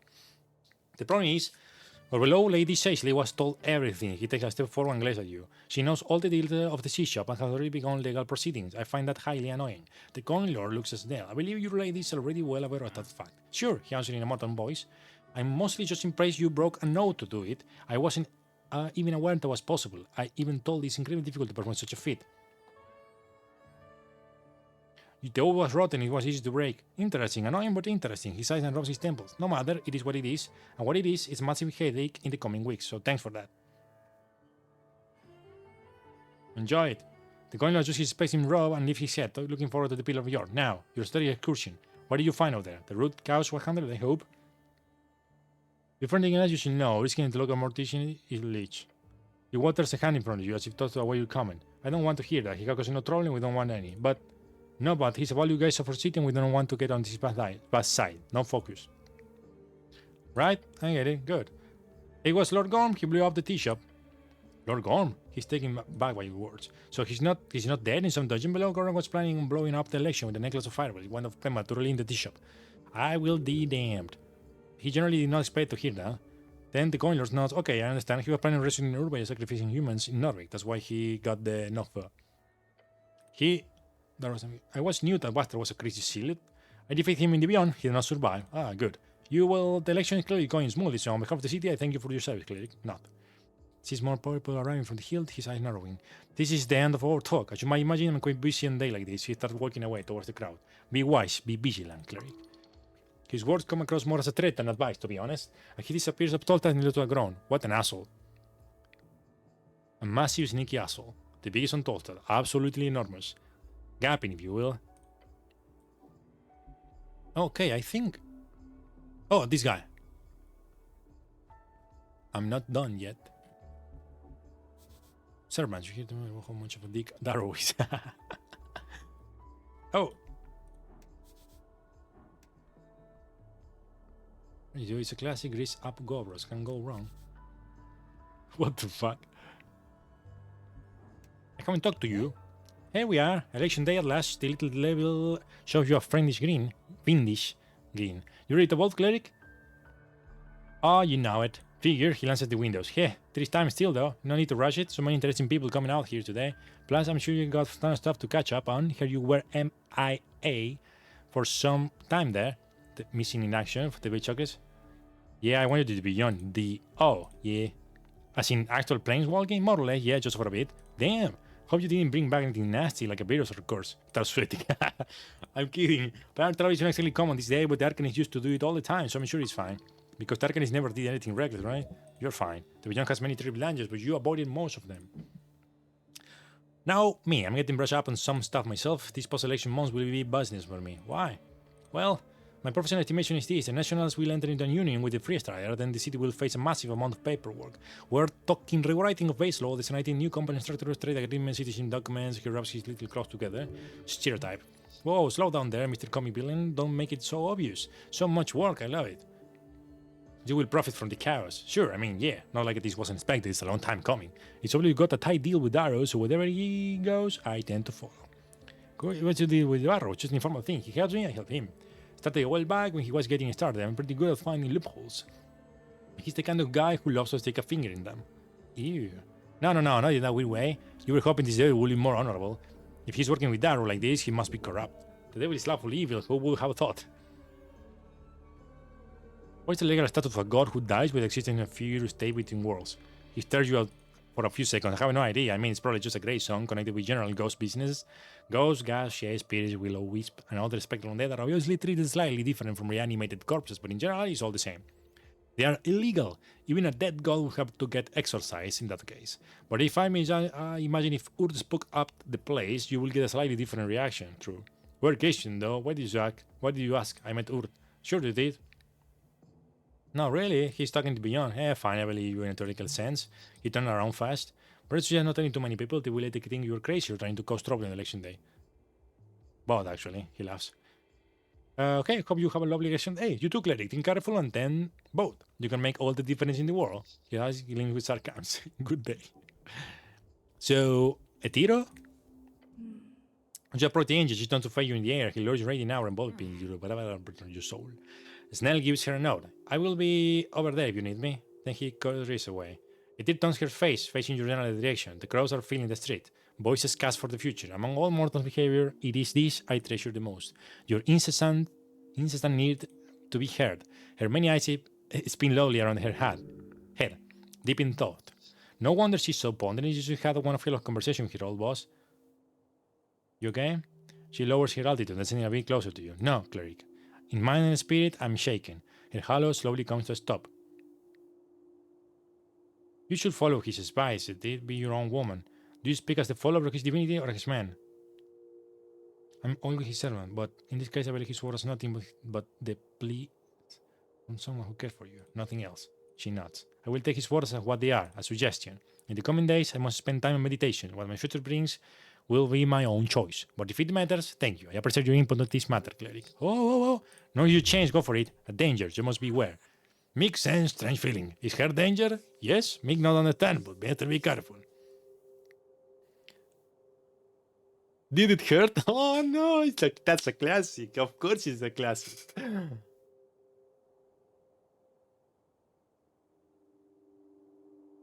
Did it hurt? Oh my god, I need to go for the classic.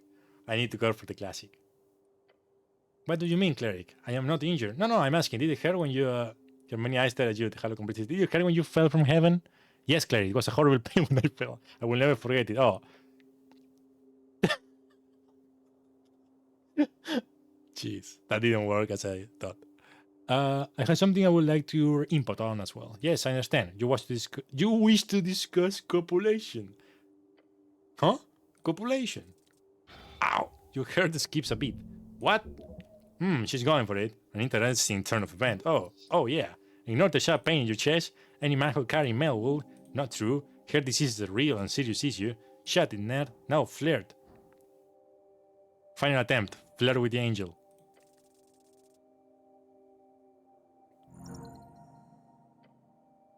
Your eyes widen, nostrils flare. As you see the truth before your insignificant body and soul, the angel simply wants you to speak. Not because she needs you, or even desires you, but because there is a glimpse of interest in her mind, an interest you have been building through many interactions. So speak. Yes, now!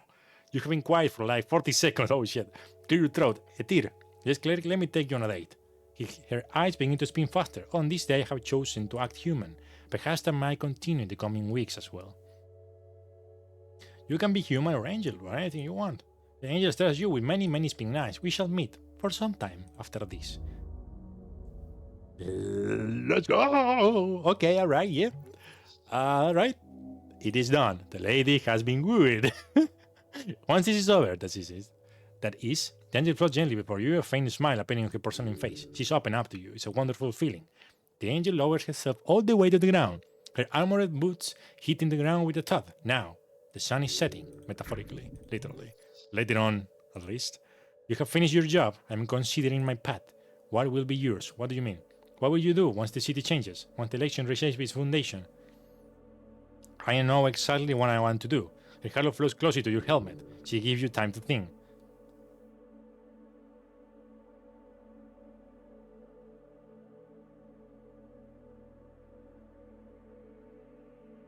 I'm going to help people, no matter how.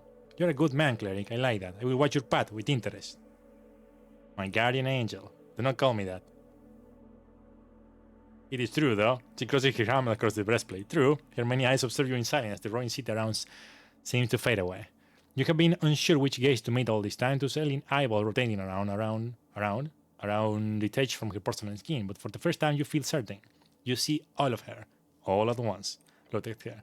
Snell takes a few careful steps on you. Hope I'm not interrupting anything, but not all, Snell. We're finished here. Good job to you as well, Snell. You have performed a great service. I do not speak on behalf of the city, but I'm certain everyone in Norwich is grateful to you. He lets off an awkward chuckle. Something about compliments from a little angel just make you giddy. Sure, thanks. One more thing, Etir. What are you voting for? Her telepathic voice is silent for a bit. Then she answered, I don't know. Last second, eh? Yes, she holds a hand in front of her face. I have decided to be a bit more human, for this day only. Her many eyes look to the sky. We will see what fate brings. Good. None mortal should aspire towards her fleeting glory, to burn all the more brightly before the end. Chaos. How interesting. Her heart is gleaming and good, perhaps even green. Ah, yes. I hope so. She's probably just playing you, right? Bow your head and leave. Okay. Holy shit, that was a... There is one person I still don't know. I think we probably need to talk to someone here.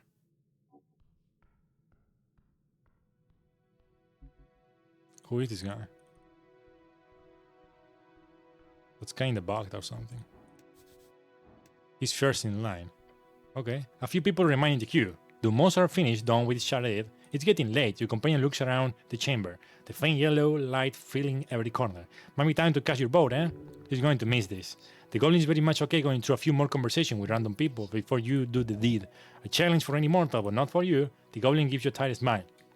I think I have talked to everyone. I think I didn't miss anyone. Yeah, I have talked to enough people. Let's wait in line. Finally, voting the election finishes up your quest. Let's do it. Well, this is it then. A bit of a wait and then it's done. This bot quest complete. But you're really happy about that, you adventure junkie. Snell grabs one of the fence poles nearby, leaning his body weight up on it. How are you holding up, by the way? We have been moving constantly, but you're waking up for a long time now. To just stand like this, Jesus. I feel like I'm getting feeble-minded. Huh? Not sure how we can complete. Oh, Juan. Vení para acá, mi loco.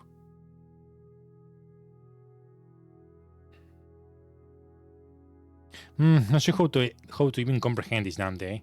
Snell rubs his bloodshot eyes. You could always talk to the press. The press? Yeah, like it's all done on print. Great idea. People will love you. That could be a wonderful opportunity to share some Asgali's love.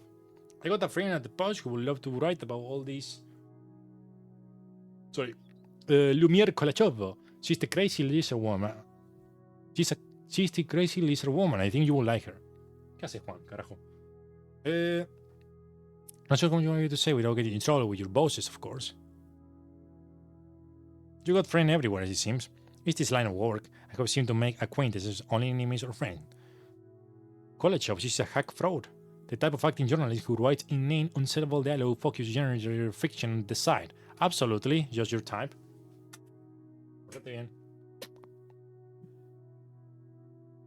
Could be fun, maybe. Something to think about, but that's for tomorrow, or next week, or next month. Who knows how the city will look by then? How hollow it all will feel afterwards. But more importantly, will Snell be okay? Will his people make it through this change? Will you be alright? I will be fine, a nonchalant shrug, with a hint of uncertainty.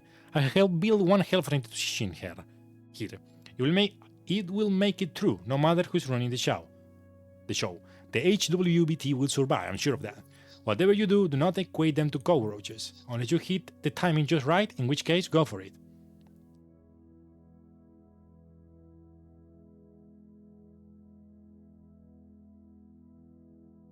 I think you're right, you got some spunk in you. I don't want, like cockroaches. Huh, yeah, like a bunch of fucking cockroaches. We got stunned up, chew on, spit out again, murdered and messed by some human god. The goblin paused for a moment in his run, as if stating the word. Build some good shit despite the odds. Yeah, fuck the odds. Odds be fucked. It do be like that. The goblin grins. Now you, on the other hand, what about me? Well, what's your plan? You will serve, bend over, pray for mercy. You will be the most powerful spell gatherer on the coast, in time, of course. You will help make this city an utopia for all. You will be everyone's favorite person, huh? Let me give you a moment to think. He's actually interested. I will be the best cleric I can. Heh, he shows you a white grin. I'm sure I already are. Thanks again for telling Darrow to shove it. That was great to see. I did, when? You know, when he told you to dismiss me. That was cool, really. Didn't expect it. The first night. As you keep talking, the chamber appears to grow even thinner in fog. You only have a few more minutes left before it's time. No, before you head up, ask him. Ask him what he voted for. That will help you figure him out for real. Gesture towards the ballot box. You know, I could ask about your political opinion. The goblin sighs, clear its throat. Yeah, hit me. Say with a rough voice, what are you voting in the election, citizen? Huh, that's private. Oh, he wants to have a piece of it himself. Understandable, you know I had to ask. I did expect, yeah, but he lets off the hurt his cough. I will tell you this much, though, it won't be for the suiciders. Good choice. I'm not sure how healthy an anti-stance really is, but I'm sure they will win in the end anyhow. They always seem to do just that. You agree, I assume? Precisely.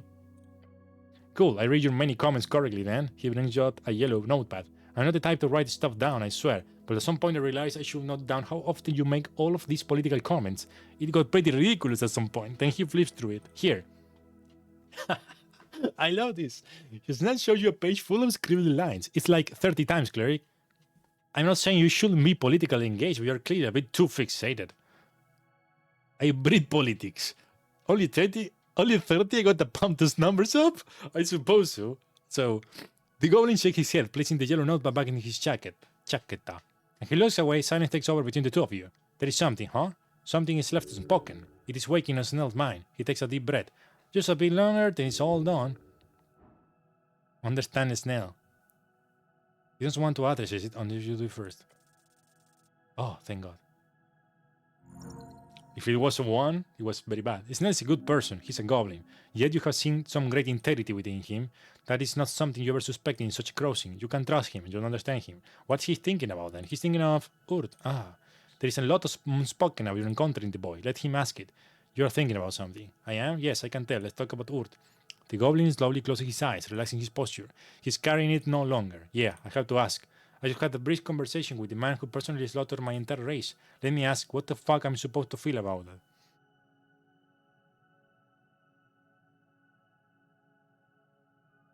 That is something you will only learn in time.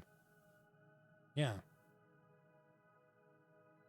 I think you made your opinions very clear to his face, which is impressive, by the way. Huh? I feel I'm the only goblin alive who's actually want to get the chance to rage on the guy. Be ashamed to let that chance slip away, but he rubs his eyes. His brow furrows into scrunched mess as he adjusts his jacket. I don't know. Part of me hates that he got to me at all.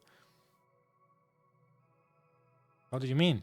I should have shot him with a sling for what he's done, but something about that look in his eyes. I wouldn't expect that look in the eyes of someone with the kind of power, who had that kind of power, that he knew from the start that it was all just a gamble. I don't know how to even process that.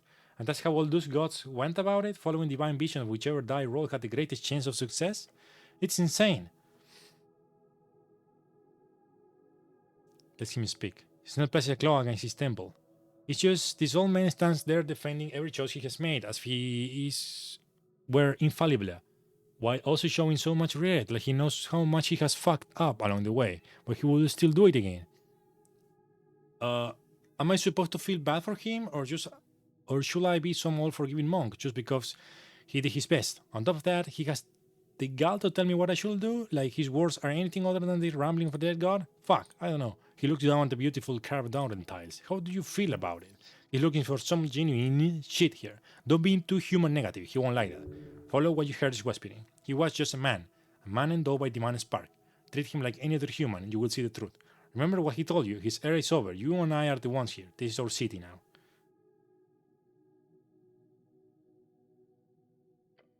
The Goblin looks up. You will make an excellent leader of the Hallways. You come and forcing him to a short laugh. I don't think anyone could live up to Sage laugh if she were croaks, but thanks. The Goblin's eyes are full of contemplation. He will think about the conversation as much as he will about the one with your god. Couldn't have gone better. His tiny mind catches up quicker than you anticipated. In time he will understand it. He might seek more knowledge from you then. Intensely voting dwarf. I did it. The dwarf at the front of the queue yells. His body coming out in the temple chamber. I finally vote. I actually did it. Ha! He stepped back from the ballot books, weeping sweat from his brow. The dwarf turned to look over to the chamber, tears screaming from his bloodshot eyes. I didn't think it would be so difficult. At least you got one guy who cares as much about politics as you. With this gentleman done, you see nothing now. Nothing standing between you and your boys. Such a waste of time. It's time. Leave. The end. Don't worry, Clary. You got this. It's time.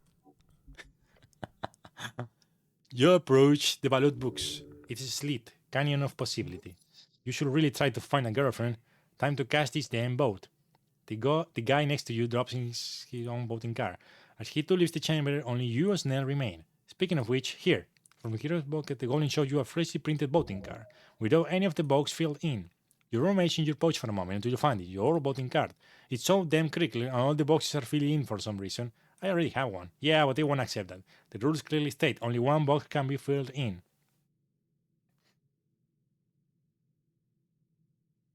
So I'm only allowed to fill in one choice.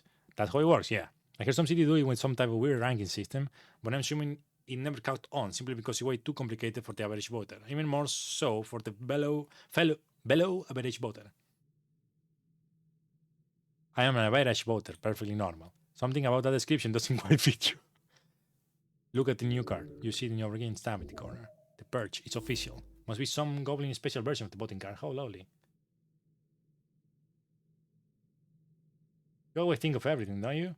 Oh yeah, I got an eye for detail. He goes up another card, looks not so fresh. I just snagged an extra when I took one for myself. Unceremoniously, then dropped his own voting card in the box. Huh? Done. A power move. What? Just like that? What do you want? A fucking ritual, song and dance? It's in the box, that's what matters. He has known for a long time what to put in this box.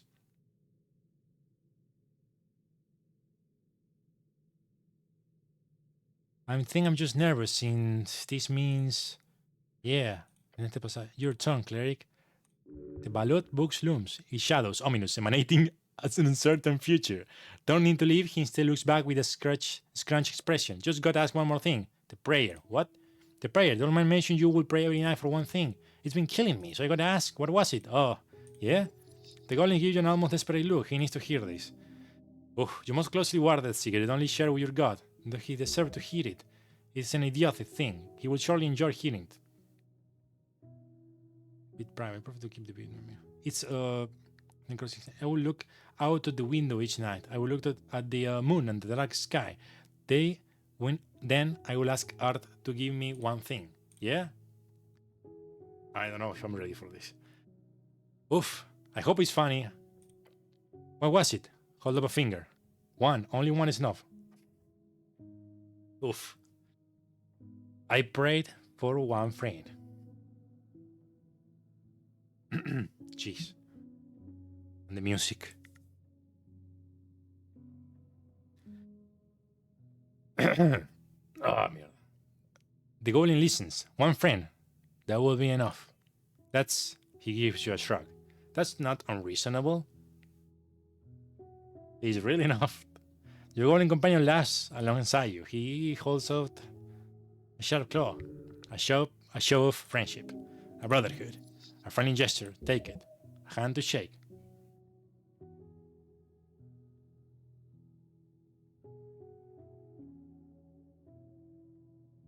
Shake it firmly. You give me a firm handshake. He grins. Your brother in arms. He's going to miss this, for whatever reason. See you around, cleric. Oof. Your goblin companion then walks down the stairs, heading straight for the exit. As he goes, you hear him yell out. And don't vote for anything stupid. Watch him leave the temple foot. Then you're alone. Don't bite of the ballot books. You see it staring at you. Next to it, a simple pencil. You are now about to contribute as one in approximately 300,000.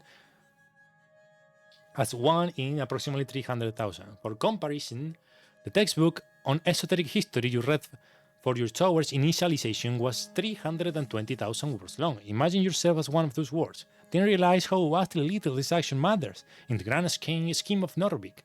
Yet, one singular word in that tome can change its entire meaning. I like that. I like that. Vote. Vote for every person, each creature, all things in this world of yours. Vote. Pick up the pencil. Look at the card. Everything up on your shoulders. As you bring forth the voting card, the pencil in your hand, a world watching. I know exactly what to vote. The ballot books believes you. So do it, just now, one final time. Is this the voting? Sounds important. Make things matter will chose good. Thanks, Mick. Yes, big thanks to me.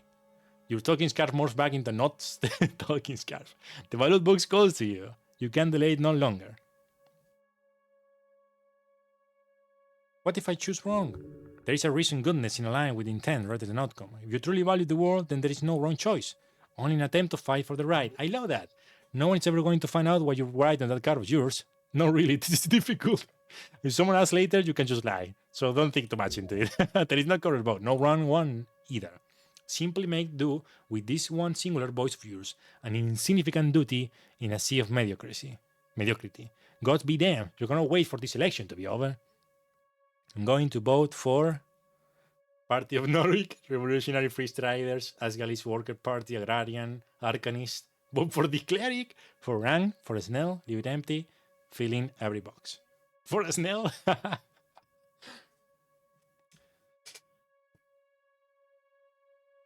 I think everyone knows why I'm voting for. There is no doubt. Workers' Party. You fill out the box with a heavy heart. For the ones who fall behind. For the ones who want to build an egalitarian dream. You're a good person. I'm sure I made a good decision. I would like to think I am. Hold up the voting card. You hold the card in your hand. The ballot box below. A symbol for everything you are, everything you can be. Once you put this voting card inside that box, you have already made your choice. Now, follow the stream. 50-50. Let's fucking do it. That was amazing. That was amazing. Oof.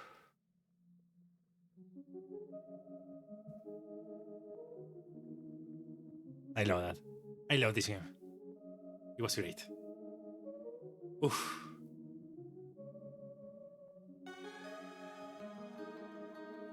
Amazing game. Beautiful. Very, very beautiful.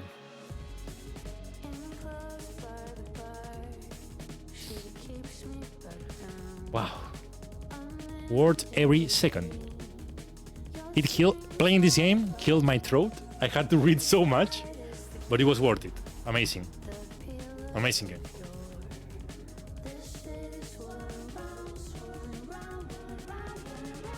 That was great.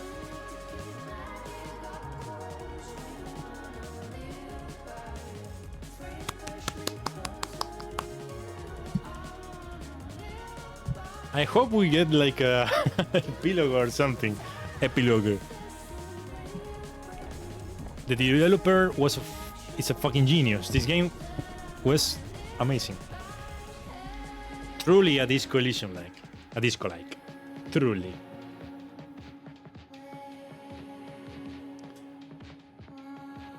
I loved it. Amazing. Whew.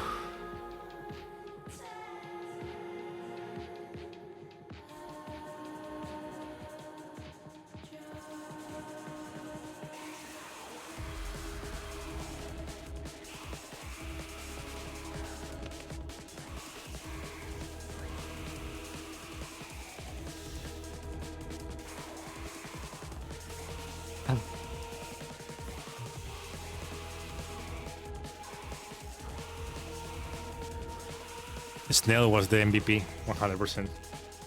And we got 2 dates. That was crazy.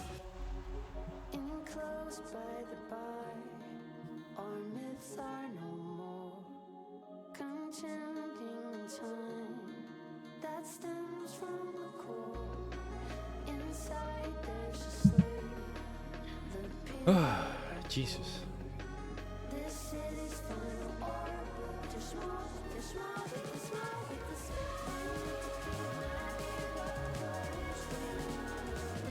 That was amazing. I never got my book, my spell book, repair.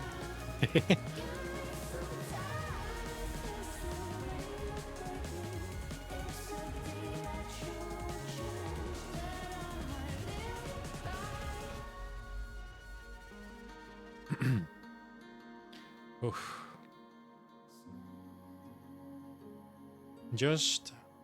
He was praying just for a friend. That was wholesome. Esoteric Ebb, volume mastered by Angel Marocloid at the Angel Hair Audio. Release on vinyl and streaming. Oh, really? On vinyl? Oh, I want that. That's crazy. Published by Raw Fury.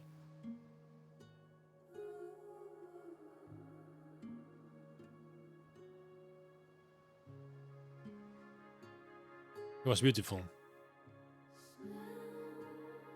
Amazing game. I hold my tears in in a lot of moments, but yeah.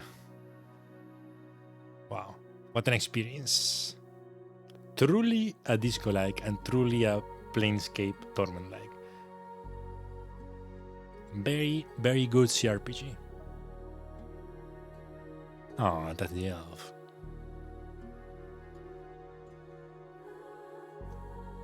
Flashman.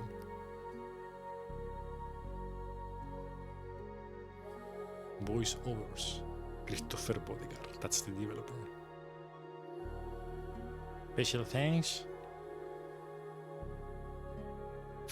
The 41 first president. That's the Disco Elysium one. Notepad mass plus plus. 3,000 liters of tea. Strokeback Mountain. What? Sweden Game Arena University of Scotland to be all recording company. Oh, I probably missed special thanks. Planescape Torment and Disco Elysium. Let's go. The developer knows. Giga based, Omega based. Made in Unity. Yeah, oh yeah, I saw the developer blog. The blog was crazy, super good. Work of fiction. Yeah. Legally or otherwise, a silly game of mine. At the place to work with so many wonderful the last years, it has been lost major information, playing something of the joyful but lonely. Years of trial and error, morning saving, ignoring good advice, simply slamming fingers on keyboard when something clicked. Despite that, all of this is only possible time for the okay. I can go back and read that. With that, we end today's sessions. It's been an honor to DM for you over the course of this adventure. The cleric has been incredibly interesting to watch. Oh, I love that. That's so nice. That's a compliment.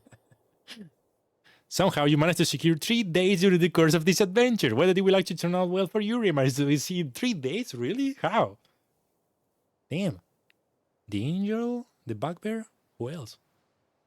I have a feeling you will, at very least, make an unforgettable impression. 3 of them, in fact, fucking hell. That's crazy. Yes, we nailed it. Oh, and don't forget about your new buddy, Isk. Yeah, the snail. He will have to seek out terrifyingly powerful magic in order to bring back his dear wife. You think you can do it? Maybe you have to help him out. Yeah, I have the wish thing. I have the wish scroll. We can do it. I mean, he gave me this scroll. When it comes to me, you have obviously got a familiar for life.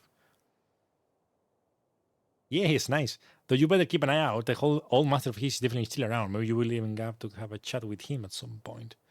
Oh, I never found him. It seems like you can find him. I missed that.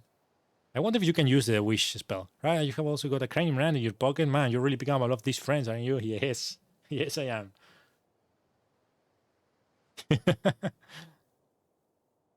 Your mom's gonna freak. Then there are questions surrounding this lost mine Askel was looking for. That sounds like a higher tier dungeon to me.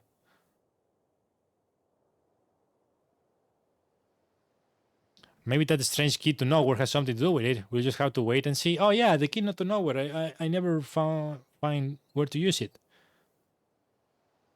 As for Biskin, your little adventure is nothing to him, obviously. But I'm fairly certain after you meet that meeting, he and his helper will end up crossing paths with you again, one way or another. Yeah, true. True.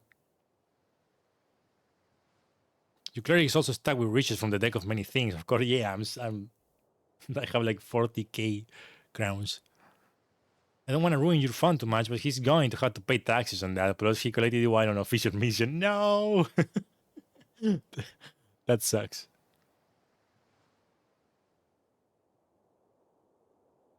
Except to keep less than half. Sorry, those are the rules. I didn't write them. Expect to keep less than half. I didn't write them? Yeah, you did. Yeah, technically I did, but trust me, I will make sure your cleric keeps a decent check. Okay. That's crazy. Ultimately, though, I am most intrigued by your encounter with Urt. For Snell, it was a meeting with the horrors of the past. For Etir, it was a reminder. The more she stays put, the faster everything around her spins. Yeah. For the cleric, it must have made a lasting impression. And that will shape his future and the era to come. Speaking of which, with the election done, I feel like this campaign needs a time skip. Couple of months? Years? Wait, what? No. What's happening? Norbik is heading into a tumultuous time, but your Askel cleric will surely find purpose in the cause. I can't wait to see what you do next. Christopher Bodegar, the developer.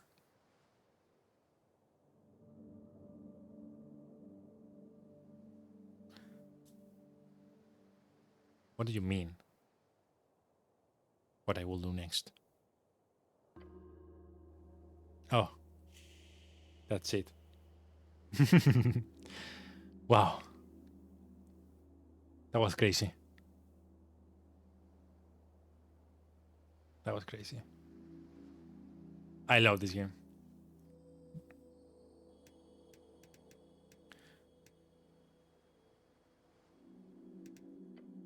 That was fucking crazy. Amazing game. I loved it. Oh, I cannot recommend it enough. Esoteric Ebb is a masterpiece. So yeah, with that was Esoteric Ebb. Thank you so much, everyone, for watching. That was amazing. That was amazing. What a ride! What a ride! So yeah, I don't know what I'm going to play next, but we're gonna figure it out. It's not gonna be CRPGs because I don't want to. My throat is killing me. I want to play something with far less text than this game. So yeah, probably a horror game. I don't know. I still have to play Chronos to New Dawn. Maybe we can play that. Many options, many options. We shall see. We shall see. But yeah, that was it for today. Thank you so much for watching, and see you on the next stream. Maybe tomorrow. Probably tomorrow. I don't know. Maybe. I will let you know. But that was it. Thank you so much for watching.